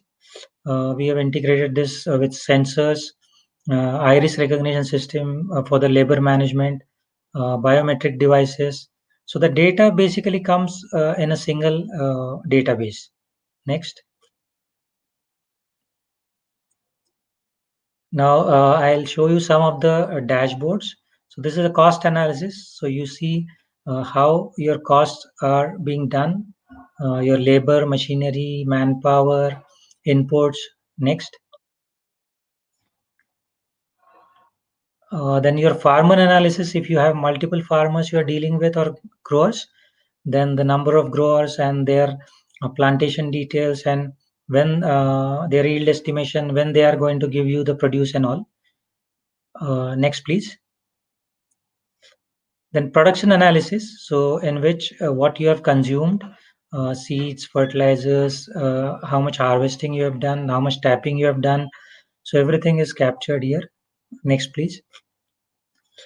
This is your machinery analysis dashboard. So number of machineries you use, how many hours they have used, what is the fueling gone into it, that can be captured here. Next, please. This is how the plots are mapped onto the map, and this could be seen on Google Maps. Next, please. So every tree on the your plantation can be mapped like this. It could be geotagged, and every tree is given a unique ID. So we are working with many rubber plantations, sandalwood plantations, oil palm plantation, and horticulture plantations. So they are using this facility. Next, please. This is a type of QR code, typically, which is comes on a aluminum weatherproof QR code badge. So it is fixed on the tree. Next, please. So this is a satellite imagery analysis. So we do vegetation, moisture, biotic stress, and biotic stress related satellite imagery analysis. So this helps you in taking a lot of decisions related to nutrition and irrigation. Next, please. This is our mobile application. So we have this based on Android and iOS, and this is basically works as a native applications without internet. And once the data is captured, you just sync it to the web server when you are having connectivity. Next, please. Now, this is a traceability. So every batch which is created after post harvest or post processing is given a QR code, and if someone, a consumer or a buyer, tries to scan it, you could trace it back. Next, please. So this is a value proposition in which you could see if you're using manual way of doing it and if you're using ERP. So you could save your inventory cost by around 15%. You could save your labor cost by around 5 to 10%. You could save your water cost by 5%, and overall productivity is improved by 15 to 20%. Next, please. I think I'm end of my presentation. Next, please.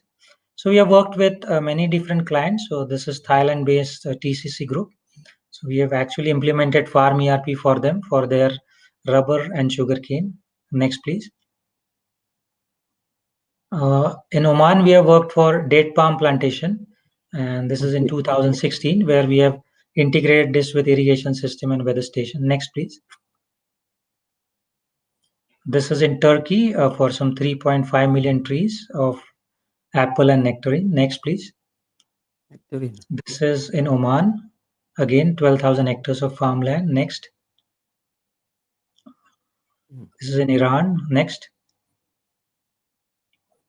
This is in various other countries where we have worked. Next, please. In Sri Lanka, we have worked on mango plantations. Next, please. This is United States. Next, please. Panama. Next, please. And this is in India with grapes we are working. Next, please.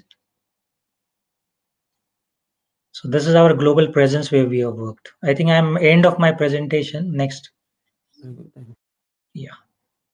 Yeah. So thank you Thank very you. much for listening to me patiently. Very much, Thank you, Sanjay. Chairman. Yeah, so if they have questions, please do it through the Slido. Okay, and we have one more speaker to go before we have our panel discussion. And this will be presented by Mr. Talmon, founder and chief executive officer of Veridix in Israel. And he is going to talk about IoT and big data in autonomous irrigation system for plantations. So you have 20 minutes, Mr. Talmon, please. Thank you so much. It's a pleasure to be here. Thank you for hosting me, and thank you for moderating this great panel. Personally, I've learned a lot about rubber trees and rubber plantations and all the technologies that involving in this. So today I want to talk about precision irrigation in general, and specifically in rubber trees. I think it's a very important topic, even though a lot of growers are not using irrigation today. We can see that all around the world, irrigation is something that increasing all the time. And that's because of climate change and the efficiency that we want to achieve more and more in several crops. And irrigation definitely helps us with this. So Viridix is an Israeli company. As you probably know, irrigation is something that very strong technology in Israel. Many companies dealing with irrigation and exporting the technologies to the world. But after the revolutions of irrigation for the past few decades, today is the edge when we are trying to precise the irrigation to get more efficiency, to save resources, and to get better quality and better quantity from our yield. And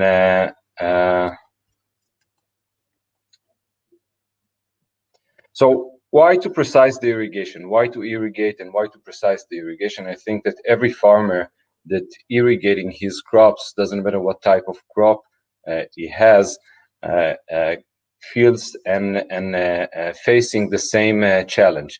When you are irrigating the whole plantation, you get sometimes different results in different segments in the field. So irrigating the same quantity of water, giving us different results, usually it's because the variation of the soil. It can be different topography issues. If you have slopes, it can be different type of soil. It can be even just, you know, size of the grain or other parameters in the soil. And that's the results of this is not just different irrigation results, but it's affecting the yield, the quantity of the yield, the quality of the yield. And in order to solve this solution, it's obviously we need to have an accurate data that we can control, not just what we're receiving from the field, but also to irrigate accordingly this kind of data, to analyze the data, of course, and to do it in a scalable, as a scalable solution, so we can use it without working too much for information. I think that's topic is raised up here in this panel several times. Farmers doesn't want technology that they need to work for. They need the technology to work for them, and that's a very important thing. And this is just an example about how it looks like from a satellite view. This is an NDVI picture from the satellite. When you can see that the farmer is irrigating with the same quantity of water all of his plots in the entire plantation, and you can see that plots 5, 6, 7, 8, they are green in general, so the results are pretty much okay. But all the upper side of the field, the plots number 1, 2, 3, 4, and even the right side, plots 11 and 12, are red, which mean the plants, the trees there are acting different. And there is a reason why is that.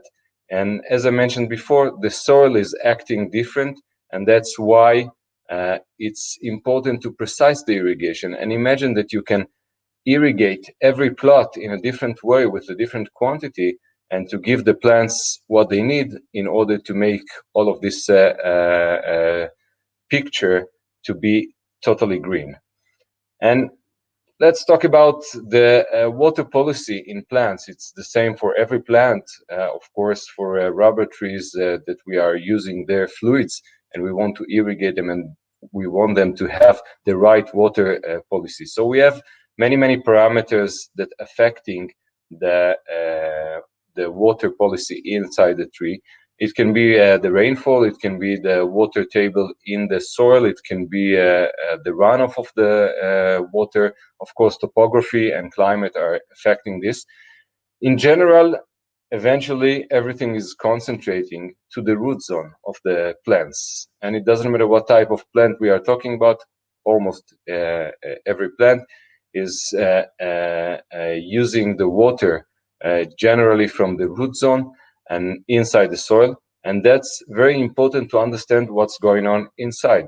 We want to understand, just for a comparison, we saw before the satellite picture, which imaging for us what the conditions of the plants right now, but it's have some delay, because we know that until the leaves of the tree getting the water, it takes several hours, sometimes days, since the same water was in the root zone. So we want to measure in exactly way what's going on in the root zone in order to feed the trees in the exact amount of water that we want them, according to the season, according to our goals. Sometimes we want to have them stressed. Sometimes we want them to have more water in order to provide the yield.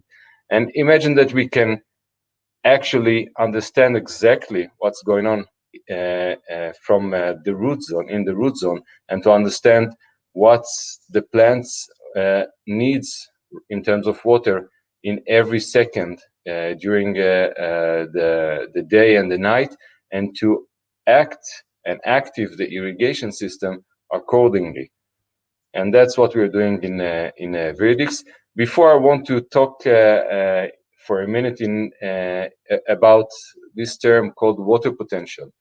And there are many methods to measure the water or the irrigation policy that we are using in trees. It can be different kind of sensors in the plant itself, in the soil. But there is one important measurement that farmers are using around the world for more than 100 years. It's called the water potential. Water potential actually is the energy that we need to invest in order to absorb the water from substance. In our case, it's the soil. So if we will take, for example, two different type of soils, and as I mentioned before, it's not have to be entire differently type of soils. It can be even different size of grain or different composture inside the soil, and we will plant the same, let's take a rubber tree, the same plant in each one of it, and we will irrigate with the same amount of water each one of it. The results will be different because in one soil the plant can be succeed and thrive, and in the other soil it can die. And the reason is that the soil is fighting against the roots on the water that we have in the soil. And that's exactly water potential. What we need to measure is not what's the volume or the content of the water inside the soil. It doesn't matter if we have 50% water inside the soil right now. What we really care is what's the water potential in the soil right now, which means what's the water that are available for the roots in a certain point and in a certain time. And this is an example for a measurement of water potential. When farmer is irrigating the entire field in the same way, I will show you two points in the field that were irrigated in the same quantity of water, with the same quantity of water, and the results are entirely different. You can see here the upper side, the zero, is where the field is in full capacity of water, and you can see that the farmer is irrigating every few days, but the results are different. Sometimes it's get more drier, which means the graph is going down, and sometimes it's getting high. We see here two depths in the field. One, the red one is 30 centimeters, the blue one is 60 centimeters, and we can see that there are some problems here when the field is getting too dry. In the very same field, in other section of the field, the same irrigation, we can see that the line is always in zero, which means we have too much water. In that case, in this part of the field, the farmer will stop the irrigation or irrigate much less amount of water in order to give the same irrigation protocol for the plants. So the solution for all of this is to get the relevant data from the field, to analyze the data in a very simple way, but sophisticated way, and to have the ability for the farmer to manage the irrigation in a very easy way in order that all the plants in the field will get the same irrigation protocol. And when I'm talking about irrigation protocol, I'm not talking about the quantity of water. We want the water potential to be the same in every segment of the field, which results that we will irrigate different quantities of water in every segment. And this is an example for a precision irrigation protocol. It's the same graph that measures the water potential inside the soil. And you can see here that the irrigation is constant, that we are working in the same threshold, and the farmer can see that the plants are receiving almost the same quantity of water during a period. By the way, we will need and we will want to change it according to the seasons. Sometimes we want to have more irrigation, and the water potential should be higher or lower according to our goals and according to the season. And that's bring me to the Veridic solution.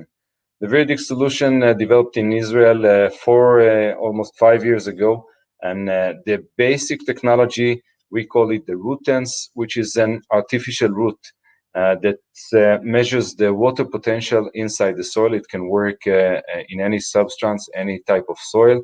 And the nice thing about it, besides the fact that it's very, very accurate and acts exactly like the root and give you the exact picture of water potential, it requires no maintenance and no calibration. It doesn't matter what type of soil you have. You can install the system, you can install this rootance and get the exact picture of water potential inside the soil. And the no maintenance thing is for years. So that's something that is going with the system from the bottom up. So from the sensor through the next stages of the system that I will present right now. Once you install the system, you forget about the hardware for years and getting all the data in real time in a very accurate and easy way. And this technology is approved by all the biggest irrigation companies, as you can see here, and many R&D centers and agricultural universities in Israel and around the world. And the accuracy and the reliability of the sensor are 100% guarantee. And on top of this sensor, we build an IoT solution, so we can transmit all the data in a very simple way. This system can work in any area that you have. It's solar powered, so you don't need to replace batteries. We don't need to recharge the system. You can, in addition, add any other relevant data sources. It can be other sensors. It can be external data from an ERP system or any other farm management system. Of course, we have in the system weather data that you can predict and analyze together with the irrigation. So the thing is to have all the relevant data for irrigation and nothing but an irrigation. That's our main focus. Of course, we can combining the system data with other softwares. For example, we saw before that you can use an ERP system or any other farm management software, and you can transmit all the Veridic system data to these systems and then to see the entire relevant data for you of irrigation together with other system that relevant for the plantation. After we get all this data to the cloud, it's very important to analyze the data in the right way, because getting big amount of data is something that any farmer can do. It doesn't matter if it's small farmer or if it's a professional agronomist. To analyze many spots of data is something that will be very occupying and will be also very inaccurate. So the Veridic system allows the farmer or the agronomist to create his own algorithm. So by asking or answering a few simple questions, the system will define the right irrigation protocol. So you will get by this protocol one of two. It can be just an insights, just an alerts that tell you, all right, right now in this segment, you have some problems of irrigation, and please take care of it. You can handle it by yourself, open or close the valves. Or it can be connected to the irrigation controller and active the irrigation system according to the data and according to the irrigation protocol. Again, the irrigation protocol that I'm talking about is not like any other irrigation protocol in irrigation controllers today. It's not just by what the amount of water I want to irrigate and when. It's also what's the water potential that I want to have, and accordingly to irrigate every segment in the field in order to get the best results and the best optimization. And after that, and this is also something that others talked about it in this panel, is how to use in the most simple way with the system or with the technology.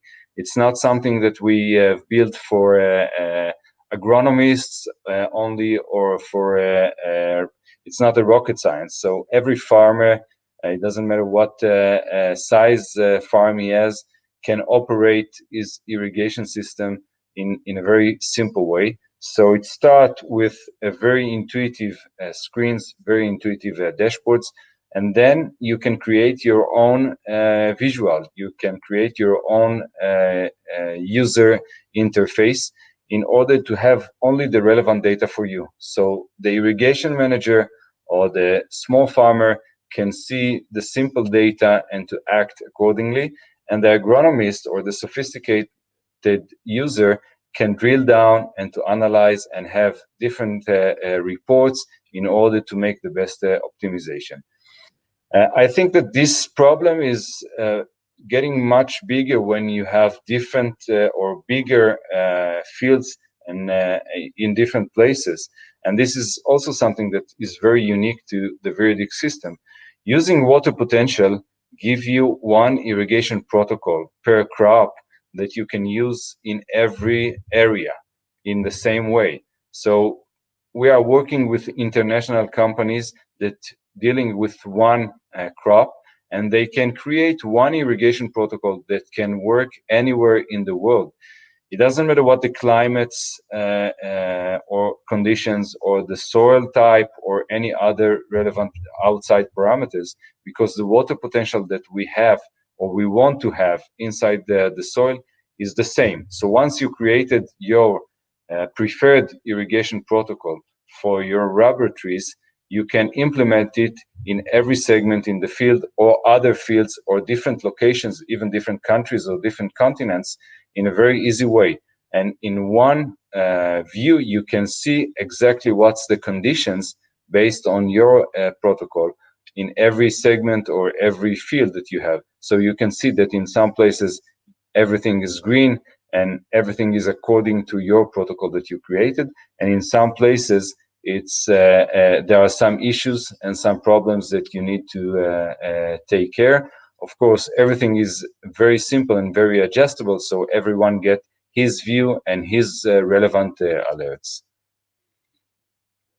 So as I mentioned before, Veridic system can work with any crop type and any soil type and any irrigation system. So it doesn't matter if you are irrigating small trees in the nursery with drip irrigation or with sprinklers in the field, or even if with a flood irrigation, the Veridic system can work with all of them and give you the best picture of your entire fields and what you want to achieve.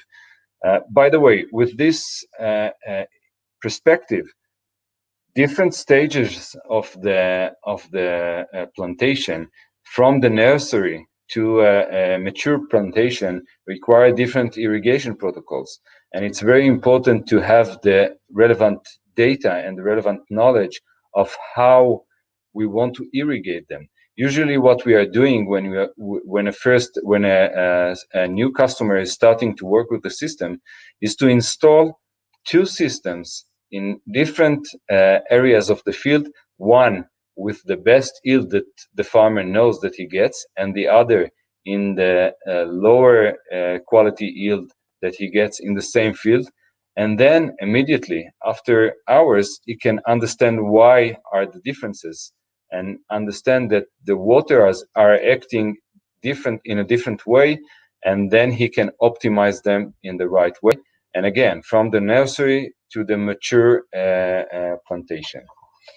The last thing is the Viridix is an open system, is an ecosystem for irrigation. And we are working right now in different places in the world, and we are doing it by collaborating with other companies. It can be irrigation companies that selling the drip irrigation or sprinklers. It can be irrigation controllers or software management, farm management software companies. You can connect the system to any other technology in order to get the best value from the system. So I think my 20 minutes is ending right now, and this is also the ending of my presentation. And thank you again for having me here today. Thank you very much, Mr. Talmo. So now we have come to the Q&A session. We already have received a few questions here, and I will go through the question and request the speaker responsible to respond to the questioner.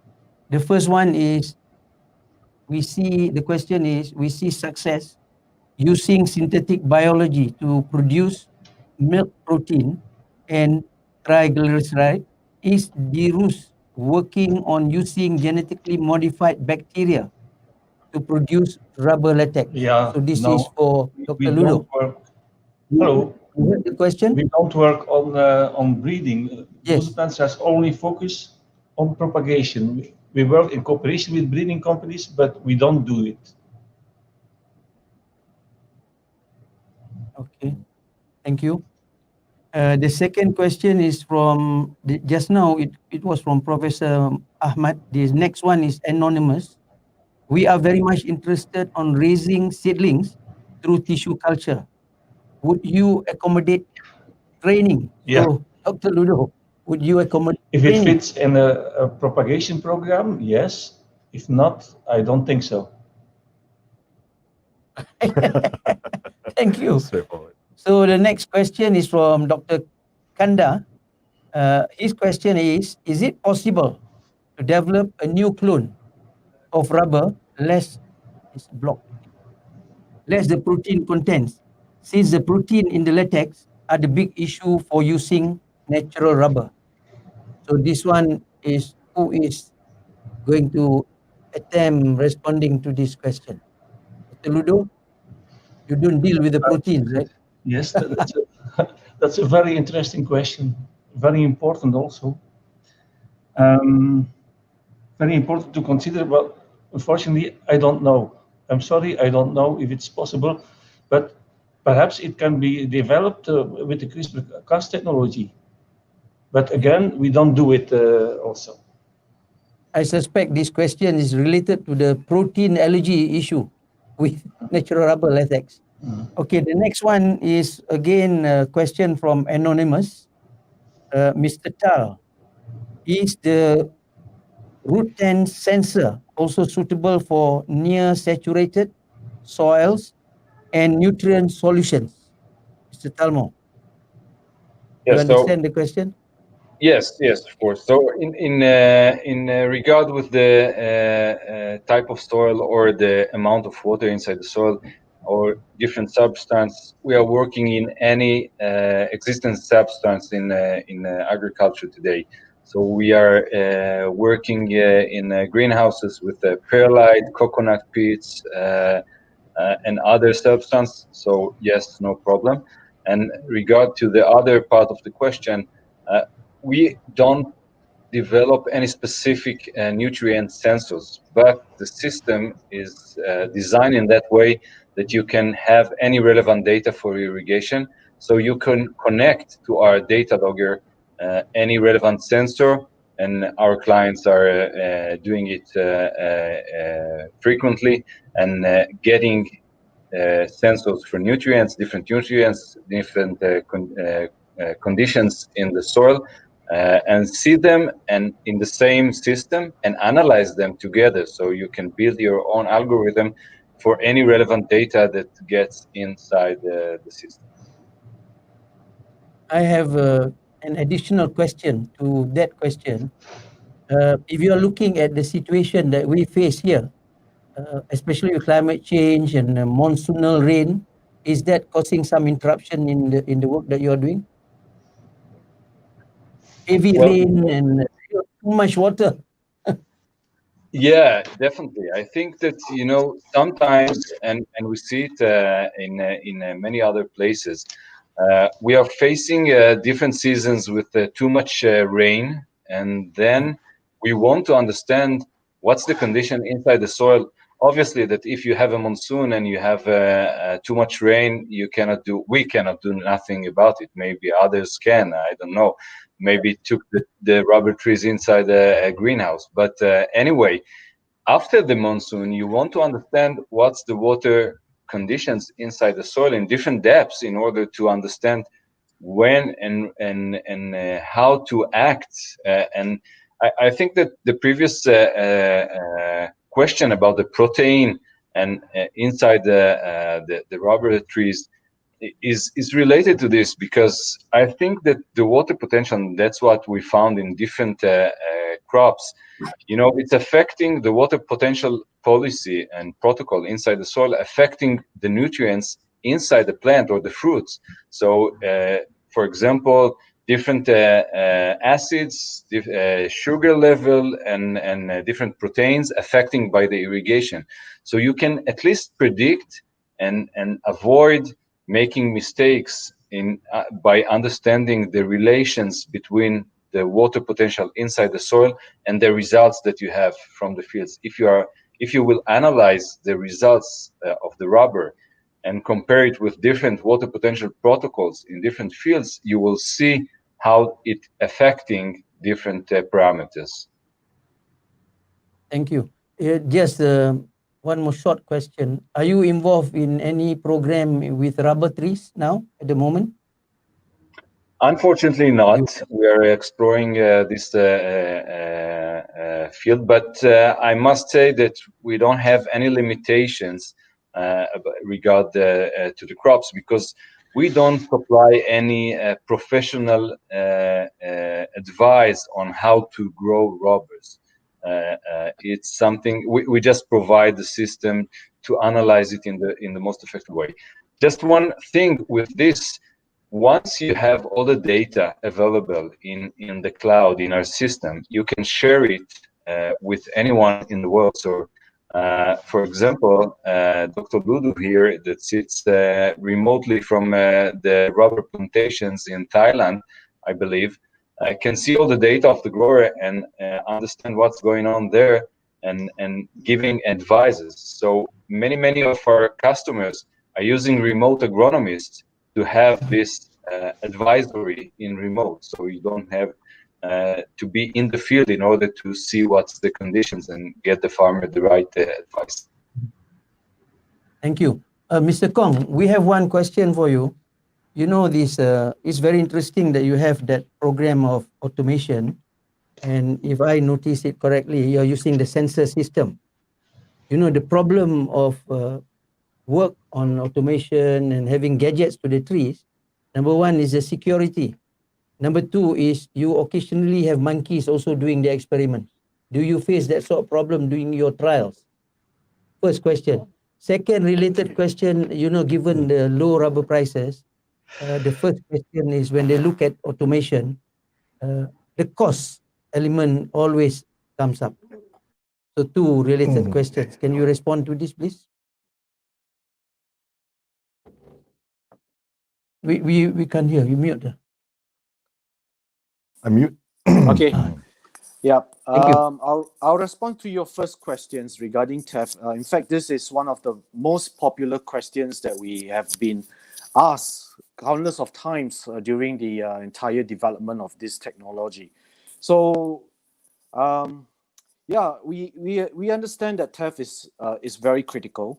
But there are two ways to address this, because the only reasons why someone would want to steal this kind of these machines on the tree is either as an act of sabotage, or they are actually stealing to gain out of it.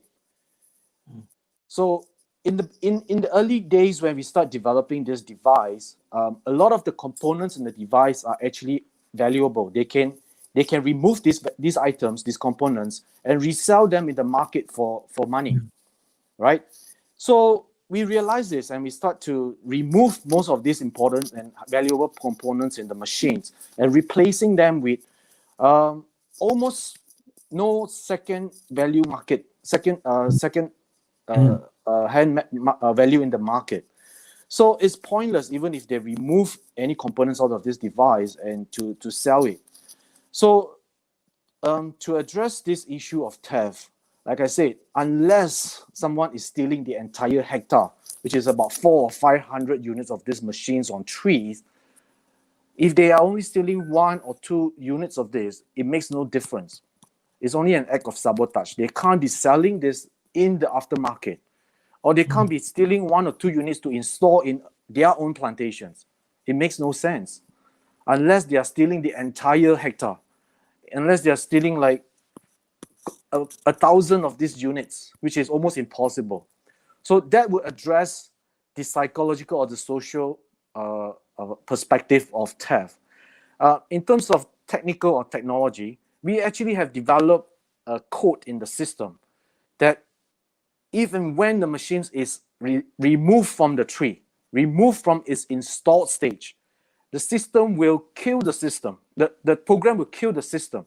That even if it's installed in another tree, it's not going to function unless we allow and permit it to do so. So we have both the social psychological perspective and the technical perspective to address the issue of theft. Now we know that Henry Ford has invented automobile over 200 years, but until today, the automotive industry is continuous and is still being developed with a lot of innovations, right? And we know car theft is also very common.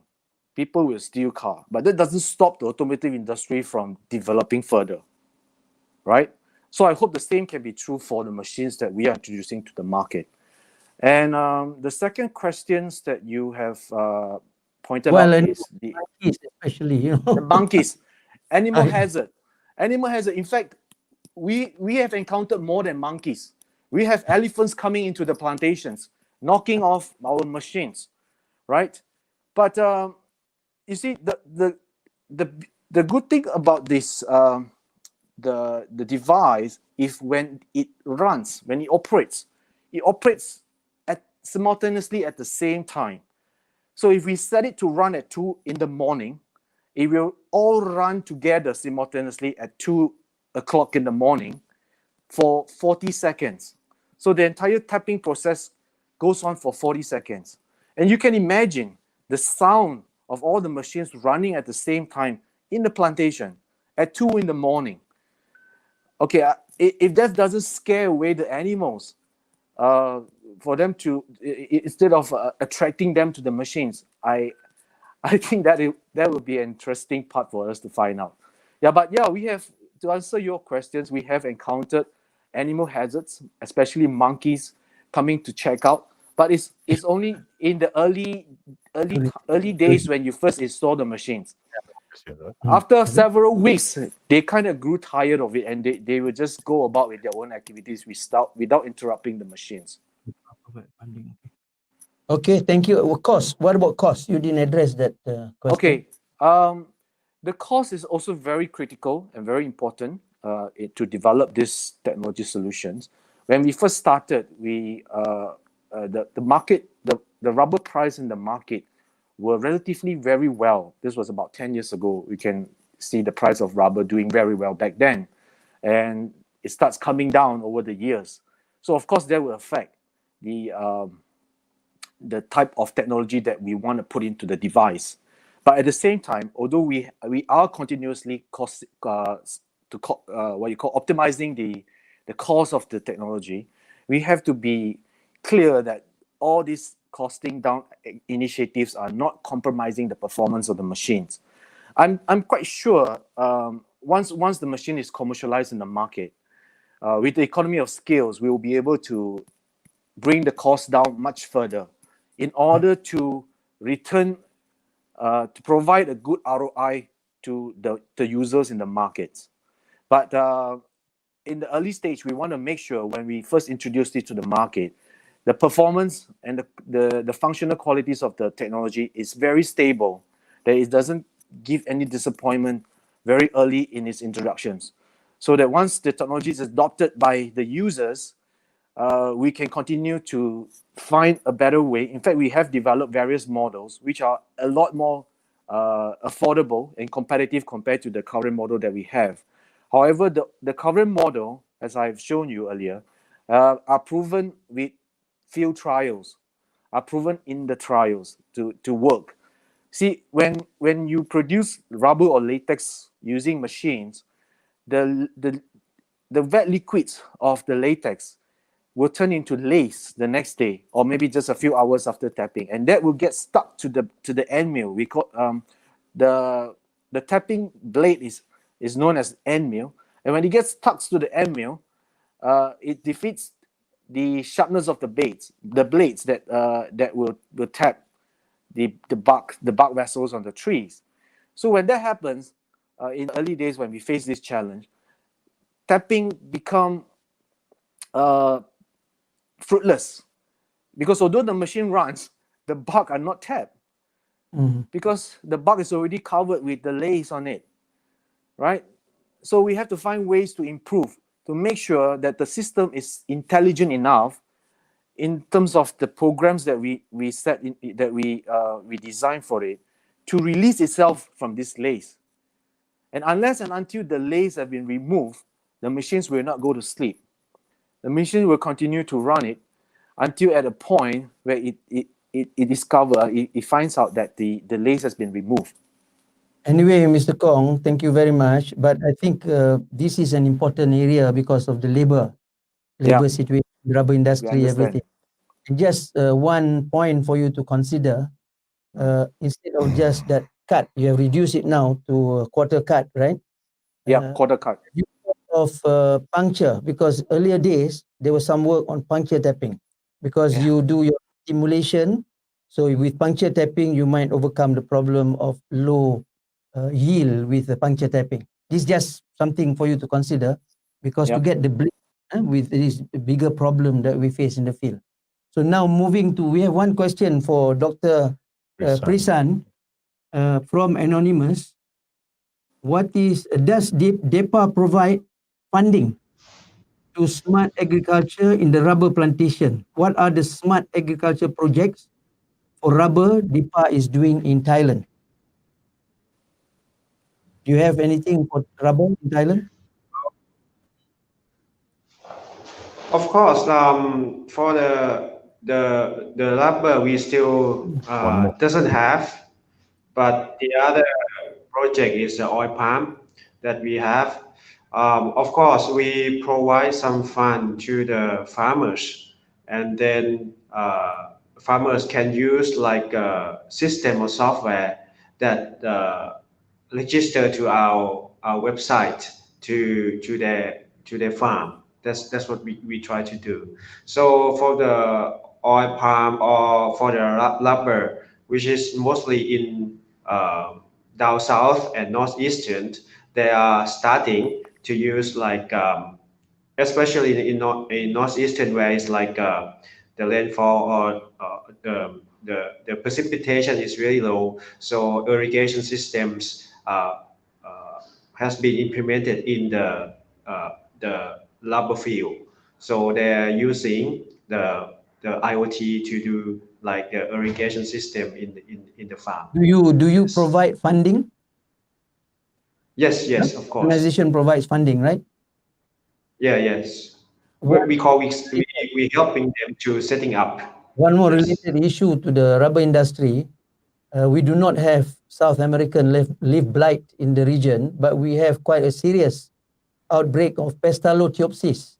So since you are having a team working on sensors, everything, maybe this is one area that with your drone technology and also monitoring, for example, ability to forecast the outbreak of such disease, that will be one, I think, a very helpful effort towards helping the rubber smallholders. Currently, it is a very serious problem.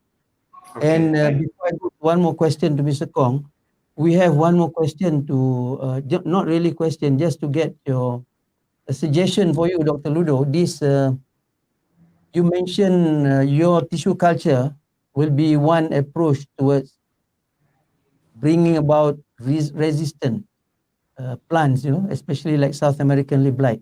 But we want to point out a more important issue is the root disease, because in the replanting, especially young replanting, the smallholders always lose 20 to 30% because of root disease, especially white root disease. So since the tissue culture provides, that's the original, to the clone. So if you can work towards having a resistant root to the white root disease or the root disease, I think that will be one interesting approach. That is just one thought on that. Another question, do you have another one? And then Mr. Sanjay, your ERP, your enterprise resource planning, any experience with the rubber industry? You have with this sort of program that they have increased their productivity because they reduce their costs. Is there any experience working with rubber plantation?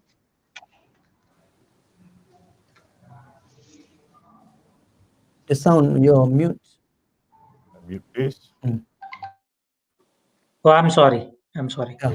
So Thank you. we have worked with rubber plantations in Thailand, and we are working with rubber plantation in Sri Lanka now. So what I have found that plantations are very huge in size. So managing the resources for the plantation is always a challenge, and it is very difficult to manage the inputs, the man hours, and the machinery hours.